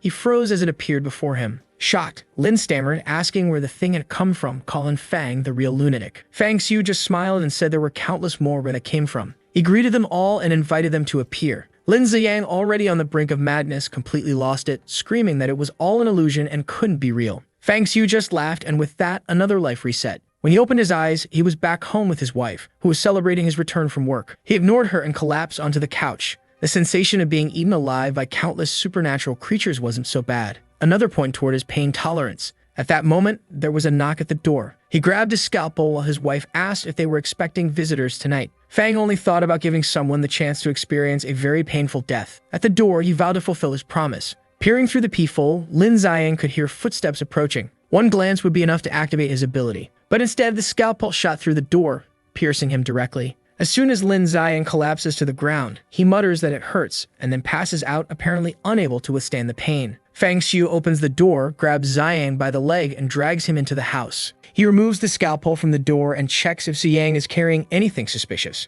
While Fang Xiu examines some documents, his wife asks who this person is that he's brought into their home. After finding some ordinary items, Fang discovers something that emits a faint supernatural aura, a bronze object resembling either a sword or a candelabra. He wonders if it might be a cursed artifact. Fang is impressed that Ziyang possesses something so powerful, though it's still not on par with his scalpel. Given how easily Ziyang was subdued with a single strike, Fang concludes that he's likely not a level 2 yet. Looking through Ziyang's phone, Fang sees that he's part of an organization called the Light Club. It seems this group of low-level spiritual masters seeks spiritual incense to stay calm. Fang notices a delivery order for a warehouse, suspecting that in a previous timeline when Ziyang went to make the delivery, he was killed. After jotting down the warehouse address, Fang remarks that now the roles are reversed. It's time to show what real cruelty looks like. He hoists Ziyang onto his shoulder and leaves the house. A short while later, Ziyang wakes up, disoriented and unsure of where he is. His eye is bleeding and he questions what happened. That's when he realizes he's in the same warehouse. The problem is that this time he's the one tied up. He hears a familiar mechanical sound, the same one he always makes when torturing others. To his side, Fang Xiu comments that Ziyang took his time waking up but did so at just the right moment. Fang presses a button and the machine starts, now repaired. Ziyang demands to know who Fang is. Fang asks how Ziyang doesn't recognize him when he knocked on Fang's door late at night. Ziyang screams Fang Xiu's name and Fang congratulates him for remembering. Walking closer, Fang says it's time for the 1,000 cuts. He explains that he left Ziyang's eyes intact because he wanted him to see everything that happens. As Fang said before, their lives were always in his hands. Ziyang asks what Fang wants and why he's doing this. He insists they've never met and claims he only went to the apartment to invite Fang to join the Light Club. Fang Xiu dismisses this, saying Ziyang is wrong. This is about avenging his cousin, Wang Ziteng. Ziyang panics, unable to understand how his identity was exposed or how Fang knows about his revenge plan. Ziyang tries to justify his cousin's death, claiming Wang Ziteng wasn't a good person, so it doesn't matter that he's gone. But Fang Xiu coldly replies that it's too late for that. Family must stay together. If one cousin dies, the other must follow. With that, the promise begins and Ziyang is about to meet his end. Terrified, Ziyang screams that it hurts, wondering if his body is being torn apart. In reality, there's only a small cut on his chest. He turns to ask why such a tiny wound hurts so much and what kind of blade Fang is using. But then he starts screaming again as the 1,000 cuts truly begin. Time passes and Ziyang is soon begging for death. Fang Xiu remarks that Ziyang's spiritual energy has finally calmed down. He promises to grant Ziyang a quick death if he answers one question. What is that bronze candelabra and how is it used? Ziyang explains that it can repel supernatural attacks. By injecting spiritual energy and fresh blood into it, the user can defend against any attacks within its range. However, the stronger the attacking creature, the faster the blood is consumed. Fang Xiu then asks how much spiritual energy Ziyang has awakened and why he lost control. Ziyang admits he awakened 20% but lost control while attempting to advance to level 2. The failure locked his body's evolution while his mind became increasingly polluted by spirits. Fang Xiu continues interrogating, demanding information about the Light Club, its members, their abilities, and everything else. Ziyang complies, revealing that the leader of the organization is a second-level spiritual master. 30 minutes later, Ziyang insists he's told Fang everything he knows and begs to be killed. Fang Xiu thanks him for the answers but adds it's a shame they're still far from reaching the 1,000th cut. Desperate, Ziyang screams that Fang is a shameless liar. Fang simply tells him to enjoy the pain. Ziyang screams to the heavens, swearing vengeance and cursing Fang repeatedly. But then suddenly he stops. Fang Xiu notices the silence and asks why the screams have ended. Blue bubbles begin rising from Ziyang's body, traveling toward his head and into his eye. Spiritual energy surges through his body and Fang wonders if this is a complete loss of control. Ziyang appears to be undergoing a mutation. Unsure of what's happening, Fang decides to disable Ziyang's ability to move. He cuts off his limbs and the stumps fall to the floor. Ziyang flinches in shock, lowering his head. Fang Xiu questions whether he successfully interrupted the mutation or was simply too harsh. That's when he hears a strange sound coming from Ziyang's body. Approaching cautiously, he sees the cursed eye emerging from Ziyang's face. Startled, he watches as the entity moves across Ziyang's head. Dark energy fills the room as the creature rises, looking around. Oddly enough, Fang Xiu smiles, saying, "This is quite interesting." The demon locks eyes with Fang and seems to attempt activating its power. Objects fly toward Fang Xiu. He quickly draws his scalpel and slices them midair. The creature, however, dodges and begins climbing up his arm. Rapidly, it ascends toward his face, heading straight for his eyes. Just before it reaches them, he grabs it, preventing it from taking over. However, due to its proximity to his eye, he becomes partially affected. His grip weakens, and the creature leaps onto his head. In that instant, his vision goes dark. The eye that had been staring at the creature seemed to be consumed, leaving a sinister mark on his face. Fang Xiu desperately tries to pull the creature off by its tail, but it slips away. Persistent, he digs at it with his fingers, but the parasite, now entrenched in his eye, begins interacting with his brain. The creature starts linking itself to his body. Fang Xiu's vision returns, though everything on one side is blood red. It's clear that his eye is completely overtaken by the entity. His eye twitches, rolling uncontrollably, as a voice echoes in his mind, speaking of the King of Spades and the frailty of flesh,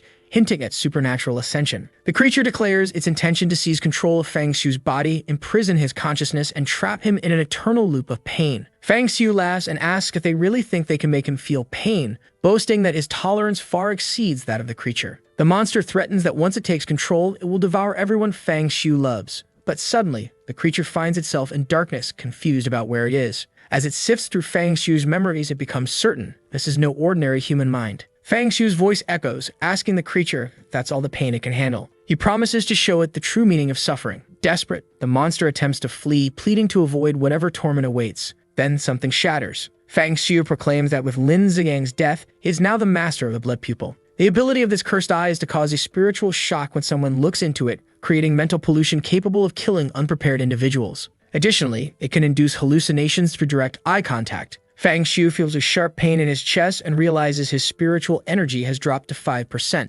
Absorbing the blood pupil also absorbed all the energy it possessed. If this is possible, it means he can continue killing supernatural entities and grow stronger over time. The question now is how exactly he consumed the energy. This time was easy since the energy abandoned Lin Ziyang's body and tried to enter Fang's mind. But such opportunities may not arise in the future. Fang Xiu recalls the creature's mention of the suit of spades and wonders if this was part of a larger scheme. The grinder hums and Lin Ziyang takes his final trip. Fang Xiu mutters that he doesn't know exactly who Lin was, but he'll thank him in the next life. He truly fed him to the dogs. Fang considers that the president of the Light Club will likely send someone to retrieve the bronze candelabra. Human relationships are odd. Just because he killed one person, now he'll have to deal with their entire clan. A business card in Lin Ziyang's coat mentions the Black Rose Bar. For now, Fang decides it's time to establish connections before tackling the entire organization. Quick as ever, he's soon at the bar, stepping inside. Scanning the room, he spots several locked characters, including one with green hair and another sipping juice who glares at him. The bartender welcomes him and asks what he'd like to order. Fang Xiu replies that he'd like a black rose with 24 petals.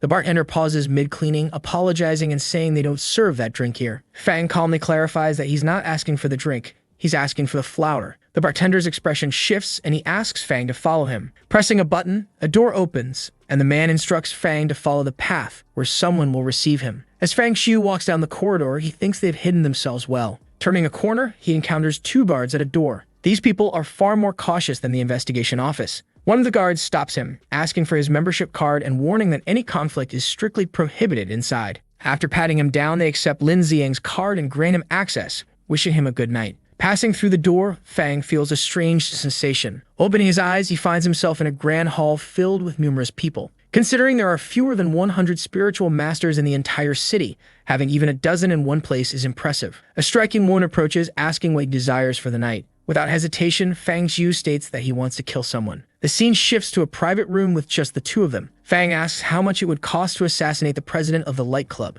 The woman explains that as the leader of a powerful group and a second-level spiritual master, significant resources would be required. Fang presses for a price and she reveals that for someone of that level, they don't accept money, only spiritual coins or high-value spiritual materials. She estimates the cost at a minimum of 5,000 coins. Fang begins questioning her about various members of the Light Club. Tan Guanyuan would cost 1,000 spiritual coins, while Lai Zhuwei would only cost 200. Confused, Fang Xiu asked why it was so cheap to kill Lai Zhuwei. The woman said that information on such matters also came at a cost. Fang slammed his hand on the table, demanding she explain immediately. Apparently, in slamming the table, he had inadvertently placed some coins on it. She sighed and said fine. The reason Zhuwei was so cheap to kill was because his abilities were limited to perception and his combat power was low. However, the reason information about him was so expensive was that he was the president's cousin. Fang was astonished by how often cousins seemed to pop up. The woman asked if he was planning to cancel the order or actually proceed. Fang replied that he loved starting with the cousins and asked when the operation would begin and what would happen if they failed. She explained that the operation would begin in a week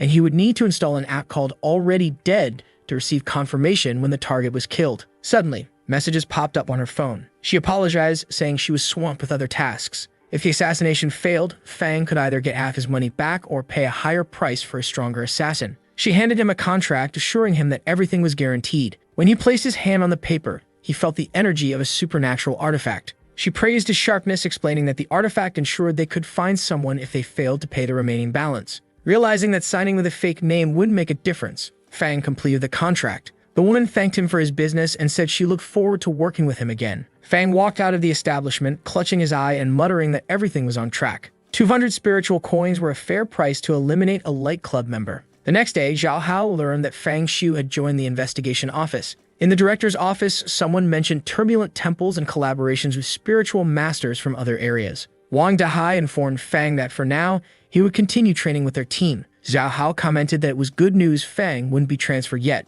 Yang chimed in, saying they were brothers at heart and that Fang should message him if he ever needed anything. The director then turned to Yang, asking about the investigation into the Ace of Spades and Bai Qi's condition. Yang explained that the Ace of Spades organization was part of a massive group known as the Poker Club. He added that Bai Qi was mentally recovering but still couldn't move properly. The director thanked him and instructed both boys to complete their beginner training before officially starting work. Zhao Hao happily agreed. Meanwhile, Fang Xiu was impressed by the scale of the organization. Theoretical training began with the woman teaching proper methods of approach. Zhao Hao, however, had a glazed-over expression, clearly distracted. Later, during practical training, Zhao Hao stood with a fruit on his head, begging for mercy. Fang Xiu, wielding his stick, expertly shattered the fruit. A week passed, and Fang completed his firearms training. Bored by the lack of supernatural entities, he checked his phone to see if the assassination request had been fulfilled. The app notified him that the order was complete, and he opened it for details. The scene shifted to a building in the middle of the city. Around a table, someone mentioned Lin Ziang's name and the bronze candelabra. They also brought up Zhuwei, slamming a glass on the floor in frustration, demanding to know who was targeting them. It was clear that the Light Club was under attack. Woman approached, asking the angry young Master Mei to calm down. Sitting on his lap, she reassured him that he shouldn't stress so much. Master Mei took a sip of wine but paused, detecting a peculiar smell. The woman made a hand gesture indicating she had been working. Realizing what she meant, he angrily asked how she dared touch him with a mouth that had just worked so much. She laughed, telling him not to be angry, insisting she only played with others but kept him in her heart. Clearly, Master Mei was the cuckold of the association. The woman promised to solve all of his problems within a week. The scene shifted to the hospital where Bai Qi was recovering. He mentioned regaining most of his mobility but still being unfit for combat. On a video call with the director, Bai Qi was told to rest, with his missions assigned to another group in the meantime. The group's objective was to eliminate the hospital's supernatural creatures. Yang recommended that Fang Xiu join the mission, given his prior experience there. The director disagreed, stating that Fang's power was too important to risk on a Rank C mission. Yang countered, claiming there wasn't much difference between Rank C and Rank E missions. The director retorted that such a distinction only held true for third-level spiritual masters. For most, the difference was life or death. He insisted they remain cautious, especially with the poker club's emergence and Bai Kai still hospitalized. The poor Bai Qi, still recovering in the hospital,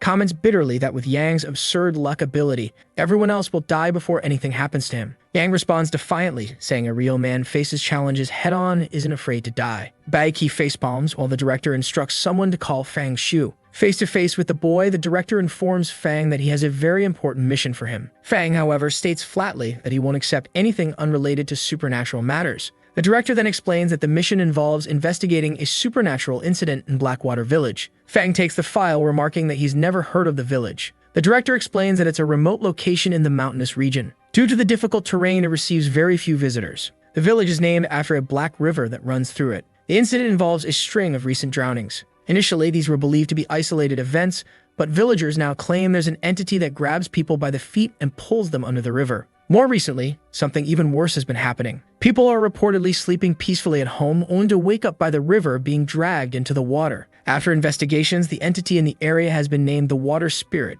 with an initial evaluation of Rank C. Fang Xiu finds this quite interesting. The association pays 10 spiritual coins for resolving Rank D missions and 100 for Rank C missions. With this arrangement of receiving double, this would be enough to buy another hit on a light club member. The director emphasizes that Fang's identity must remain absolutely confidential during this mission. That's why Ling Shu will lead the team. Fang nods, thanking him and saying he understands, all while thinking that he misses using his scalpel. Recently, he's been trying to take revenge on his wife repeatedly. However, she's far stronger than him, resetting the timeline each time, which has taken all the fun out of it. The director, noticing Fang's unusually strong killing intent, wonders why the young man suddenly seems so bloodthirsty. He then informs Fang that in addition to Ling Shu, he'll also have a partner for the mission, just as Ling Shu has Wan Ho by her side. The director picks up the phone and calls someone named Kexin, telling them to come in. Fang Xiu hears approaching footsteps. Outside the door, someone mutters to themselves, "I can do this." She takes a deep breath and abruptly opens the door. The person entering is Su Kexin, Fang's newly assigned assistant. She greets the director cheerfully. The director introduces Fang to her, explaining that she's there to assist him with his work. However, Fang Xiu isn't naive. He knows she underwent spiritual master training before arriving here. This means when she muttered those words outside the door,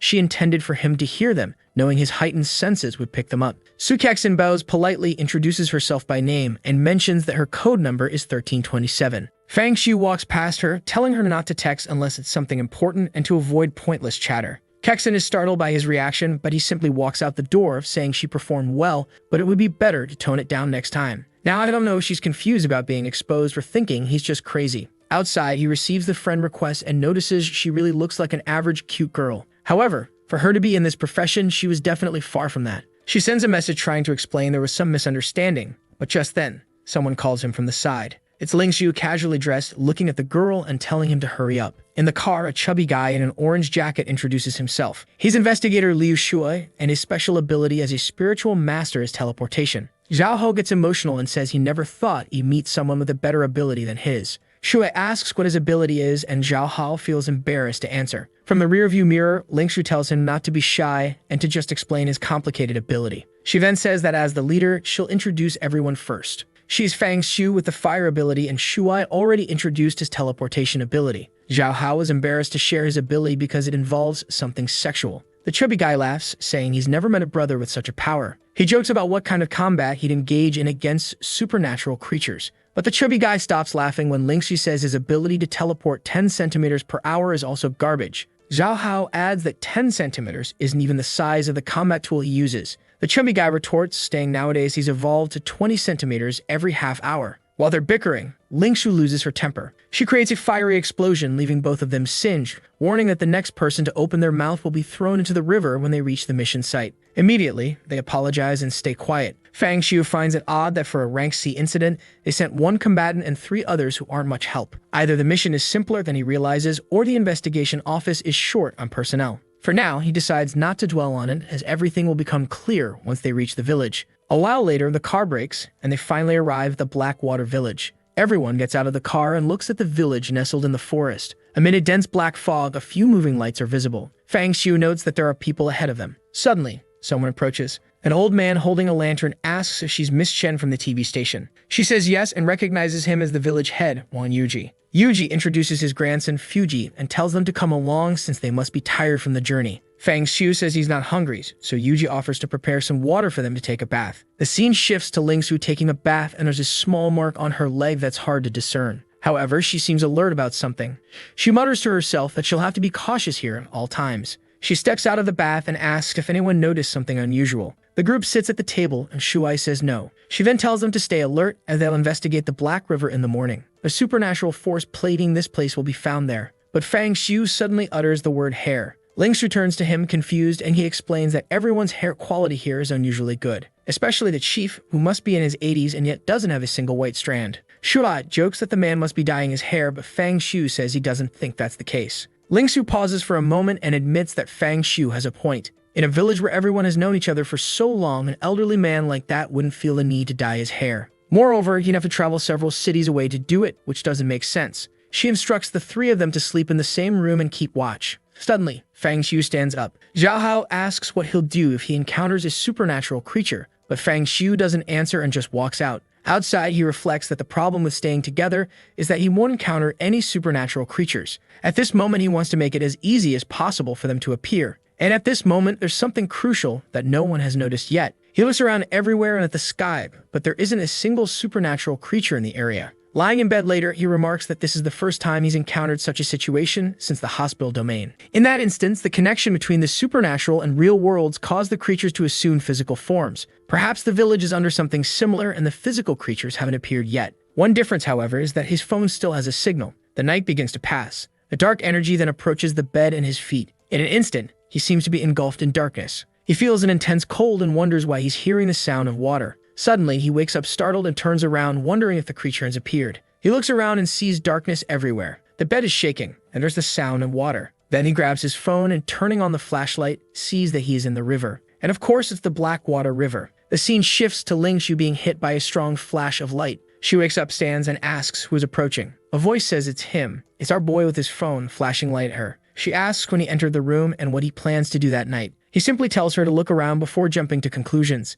Everyone's beds are in the river, and they're still sleeping peacefully. She asks where they are and what happened. At that moment, Zhao Hao wakes up, wanting to know what's going on. Suddenly, someone grabs him from the side. It's Shuai, terrified, asking why they ended up in the river. Zhao Hao just yells for someone to get the crazy chubby guy off his neck. Fang Xiu explains that this is the supernatural river where the incidents are happening. Strangely, they are being drawn toward the center at that moment. The two cling to each other, saying there's a cyclone in the middle of the lake, pulling everyone in. Seeing their reaction, Ling Su facepalms. She orders them to stop talking nonsense and use their hands to paddle away from the center. However, Fang Xiu knows this isn't normal. A creature capable of teleporting so many people into the river wouldn't let them escape so easily. Shuai tries to paddle, but soon realizes something is off. He says it's not working. No matter how hard he tries, they're not moving. Zhao Hao suggests swimming, but Ling Shu warns that the river is the creature's zone of control. That's the one thing they absolutely shouldn't do. Moreover, as the team's best fighter, her fire ability is useless against a water-based enemy. This means at best she can only defend herself right now.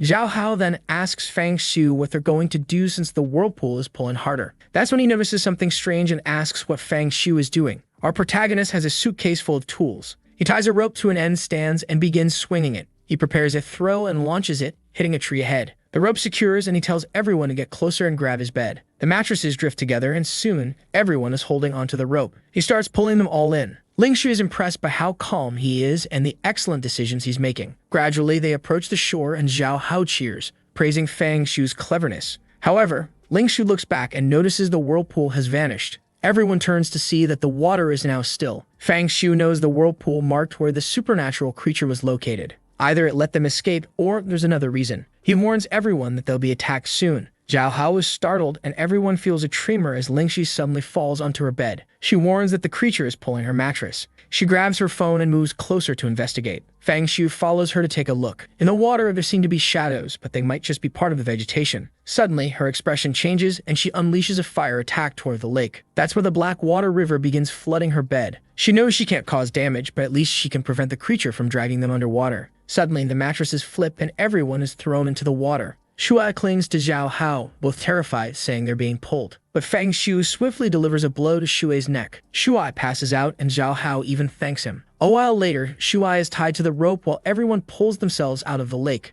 Zhao Hao wonders if they're even heading to the shore, while Fang Xiu ponders why they weren't attacked despite falling into the water. Suddenly, Fang Xiu pauses and looks back. Lingxi seems healthier and more radiant by the day. "Whoa, buddy, even she notices your stares. Take it easy." She awkwardly asks what everyone is looking at. Fang Xiu simply tells her to ignite the fire already. The water creature is afraid of her power, so she needs to burn through all her energy to force it to appear. Confused, she asks what they'll do once her energy runs out and the creature shows up, considering no one has combat abilities. He reassures her not to worry. He has a way to handle it. Still unsure, she activates her power. Zhao Hao cheers, joking that now the water feels like a hot spring. After some time, she says she can't continue, having exhausted her spiritual energy. Fang Xiu knows the time has come. He hears noises behind him. Zhao Hao alerts them that something supernatural is in the lake this time. Fang Xiu looks and sees several green strands approaching. The strange energy is also surrounding Lingxi, who asks what they're going to do. The protagonist smiles, seemingly pleased. Suddenly, he dives into the lake, activates his vision ability, and begins swimming. He soon discovers that what's pulling everyone is hair. Apparently, this matches what he noticed about the villagers. Suddenly, the strands begin wrapping around his arms and body. However, with a simple strike from his hand, the creature disperses. This is the kind of creature he despises the most, one that attacks and then tries to flee. Then he keeps swimming toward the bottom of the lake, pulling out his scalpel as he senses the presence of a monster. Hidden beneath a mass of hair was a woman in a white outfit, her face monstrous and grotesque. He continues cutting through the hair with his scalpel, negating her attacks using his ability. The problem is he's running out of air. He can't surface because she blocked him, so he has to end this here and now. Suddenly, she grabs his neck with hands that feel like they're made of steel. She's choking him, which only makes the situation more intense for him. He counters with another strike, forcing her to feel the pain. As he grins, another creature emerges, a grotesque, goblin-like monstrosity resembling a warped pig. Twisted and bizarre, it demands that he stop. He finds it strange that after only 2 simple attacks, she's already begging for mercy. Perhaps water monsters are particularly fragile, but then the hair tears the woman's head from her body and swims away through the lake. That's when he realizes the body wasn't part of the supernatural entity. He surfaces to catch his breath, informing the others that unfortunately, the creature escaped, and they should all head to the shore. Everyone gets out of the river, dragging Shuai along with them. Lingxi mentions someone will have to perform CPR and asks which of the two will do it. Zhao Hao suggests she do it since she's a woman. Fang Xiu steps forward instead. She blushes and asks if he's really not going to hesitate at all. In response, he slaps Shuai on the face, making him immediately spit out water. A strange energy invades Shuai's chest, and he suddenly wakes up in a panic, demanding to know who hit him. Zhao Hao jokes that Shuai was faking unconsciousness just to get a kiss from investigator Shen. Fang Xiu calmly states there was a corpse underwater, and that the supernatural entity was the hair attached to it. Additionally, the village chief's hair is identical to that of the creature, so they can't return to the village tonight. Fang Xiu mentions the woman's corpse and says that if he alone could fend off the creature, it can definitely be defeated once it recovers. He then calls his assistant, Sukexin. When she answers, she asks why he's calling so late. He simply tells her to notify headquarters to send a special operations team with a lot of water pumps to this location. She's confused and asks if this is about the mission and why he needs that. He responds that she doesn't need to know why, just inform De Hai that it's his request. He then explains to the group that with water pumps, it'll be easy. The river is wide, but only this section has black water, so they just need to block the flow before it reaches this area. Once dry, dealing with the monster will be straightforward. The three seem skeptical, but admit the plan makes sense. Lingxi agrees, noting that in an era where spiritual masters are rarer than money, this might indeed be the easiest approach. Fang Xiu, however, doesn't care about the easiest or hardest way. If he can make the supernatural creature suffer, he's satisfied. The next morning, outside the village, the campfire burns out and someone announces that the operations team has arrived. Everyone gets up and Fang Xiu, already wearing sunglasses, declares it's time to head to Black Lake. As they pass through the village, locals working in the fields wonder if the group is from the city. The women admire Lingxi, commenting on her beautiful clothes and shiny hair. She blushes, unsure how to respond. Meanwhile, the men observe the villagers' hair, noting that it's just as flawless as the chief's. The operations team has blocked off the area and is setting up water pumps. They begin draining the river, warning Fang Xiu to stay back as it's no place for tourists. but he steps forward, showing his credentials. An armed officer informs him of the situation, but a white-haired woman questions whether he's the team leader and what he's doing to the river. Ignoring her, he steps past the barricade and orders the others to clear out. The two are escorted away by someone explaining they're just tourists trying to enjoy Black River. Fang Xiu ignores the comments, asking if everything is ready. The officer confirms, and he orders them to begin draining the river. The water pumps quickly dry out the river, and Fang Xiu marvels at their efficiency. He muses that if conventional weapons weren't so useless against supernatural creatures, spiritual masters wouldn't even be necessary. 3 hours later, the river is dry. Amid the mud, the creature he killed the night before is visible. Now it's clear why Fang Xiu is wearing sunglasses. He can use his vision ability without anyone noticing. In the dirt, he spots a strange black creature with red markings. He orders Ling Xu to unleash her flames and attack the remaining puddle of water. He suspects he's witnessing a future event and immediately gives the command. The flames hit the puddle directly, and after writhing in agony, something rises into the sky. Everyone gasps as the entity appears, spreading across the area. Ling Xu vows revenge for the freezing night in the water. But suddenly, Fang Xiu hears a clicking sound. It's the sound of a weapon being cocked. He turns to see a trembling soldier pointing a gun at him. Zhao Hao demands to know what they're doing, reminding them that everyone here is on the same side. Then Ling Xu rushes forward, shouting at the soldiers to lower their weapons if they don't want to die. One soldier yells for them to take cover because he can't control his own body. Suddenly, they all begin fire and chaos erupts. It's as if the bloodlust has been triggered. Fang Xiu observes the scene, thinking to himself that perhaps time has reversed again. He glances sideways while the white-haired woman keeps complaining, asking what right he has to take such actions. Using his ability, he notices the soldiers seem like ordinary people, showing no signs of abnormality. Still, to be safe, he neutralizes the two closest to him, shocking everyone. One blow to the neck, and the woman collapses to the ground. He pulls out his scalpel, wondering if he judged too quickly, or if they were indeed just regular people. Regardless, their timing had been far too convenient. Xu He and the rest of the group stand frozen, pointing at him in disbelief, demanding to know why he did it. He declares the soldiers were suspicious and orders everyone to drop their weapons and keep draining the water. Ling Xu, however, counters his command, telling the group not to drop their weapons and suggesting Fang Xiu might have lost control of his spirit. Fang Xiu retorts that if he says someone is suspicious, then they're suspicious. Zhao Hao notices his sharp demeanor and suspects he has uncovered something. The soldiers, hesitant, comment that if Shen Ling Xu is present, it might be safe to follow orders. Once more, Fang Xiu orders Ling Xu to attack the puddle of water. Ling Xu unleashes a fire strike, revealing the creature again, this time with a corpse attached to its head. Enraged, Ling Xu charges up a massive fire attack and hurls it at the monster. Smoke rises, and someone exclaims that the entity has been destroyed. But the soldiers suddenly move to attack, claiming they've lost control of their bodies. Fang Xiu realizes that either the entity wasn't truly destroyed or its curse wasn't lifted with its death. Without hesitation, Fang Xiu neutralizes the entire squad. The group collapses, pleading for him to stop. But he didn't actually kill anyone. He only immobilized them and ordered their arrest. With the help of his team, everyone is soon tied up. Shuai thanks Fang Xiu, saying it's thanks to him they weren't riddled with bullets. Fang Xiu, already on his phone, requests an examination of everyone involved in the operation. He speculates whether the special ops team was being controlled by an entity other than the one they were hunting. He then declares it's time to return to Blackwater Village. Back at the village, everyone is there with their unnaturally beautiful hair.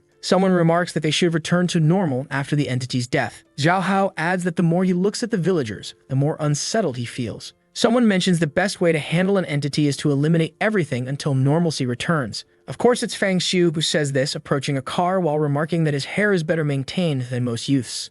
He asks the village chief how he keeps it so pristine. The chief laughs, saying he loves telling jokes and that his hair has been white for over a decade. Fang Xiu smiles, confirming the presence of a supernatural entity. With a swift move of his scalpel, the chief drops dead. Ling Xu starts to protest but notices something strange. The chief's head is held to his body by strands of hair. Everyone is stunned, realizing the village chief had been possessed. The chief's body begins to levitate. Footsteps echo nearby as all the villagers advance toward them. Ling Xu declares that everyone in the village is a slave to the entity. With so many creatures present, this is no longer a C+ task, it's at least rank B. As they flee, Fang Xiu understands why he couldn't see any supernatural creatures in the village. It's because everyone in the village had already been consumed. Ling Xu notes Fang Xiu's scalpel as a spiritual weapon and says she'll clear a path for him to finish the entity off. The battle begins with Fang Xiu cutting through the onslaught. However, Shuai is soon overtaken, hair entering his mouth, nose, and eyes. Ling Xu, drained of energy, succumbs next. Zhao Hao is absorbed, leaving Fang Xiu as the last one standing.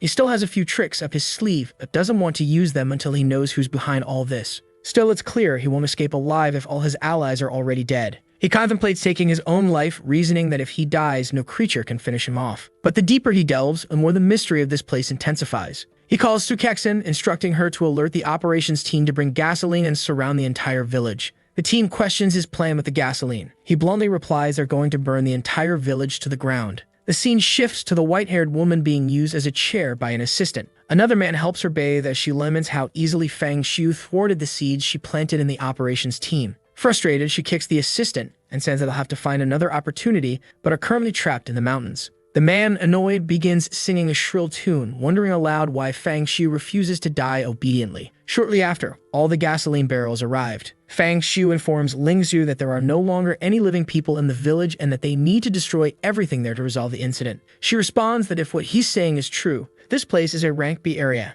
and they would need reinforcements. He stays silent, prompting her to ask what's wrong. He questions how many spiritual masters are even available and how many of them are still beginners. Moreover, when was the last time their judgment had been wrong? He wouldn't take any unnecessary risks. The Blackwater village no longer had any reason to exist. They spent the entire day pouring gasoline until 10 at night. Zhao Hao tells Fang Xiu that there's no spot left where the fire wouldn't spread. He then orders Ling Su to start the task. She activates her ability and flames begin consuming the forest. Naturally, the village is caught in the blaze, quickly engulfed by her powerful fire. The flames are so intense that everything will surely turn to ashes. Zhao Hao hesitantly asks if Fang Xiu is absolutely certain that everyone was a puppet of the spirit. If that weren't the case, this could go down as one of the worst crimes in the city's history. Shuai points out that it's strange no one is screaming despite the intense flames. Meanwhile, Fang Xiu stands there, hands in his pockets, waiting for the monster to reveal itself. He keeps his gaze fixed upward until, amidst the inferno, a creature emerges. Its roar is so deafening that everyone covers their mouths in shock. Fang Xiu grins, saying, "So you finally revealed yourself." The monster strides out from the flames, announcing that it originally had no intention of killing him. But now, after destroying its home, it adds ominously, "You better give like in this video that helps Mamoru make more juicy content for his viewers, activate the cheeky little bell, and I'm out."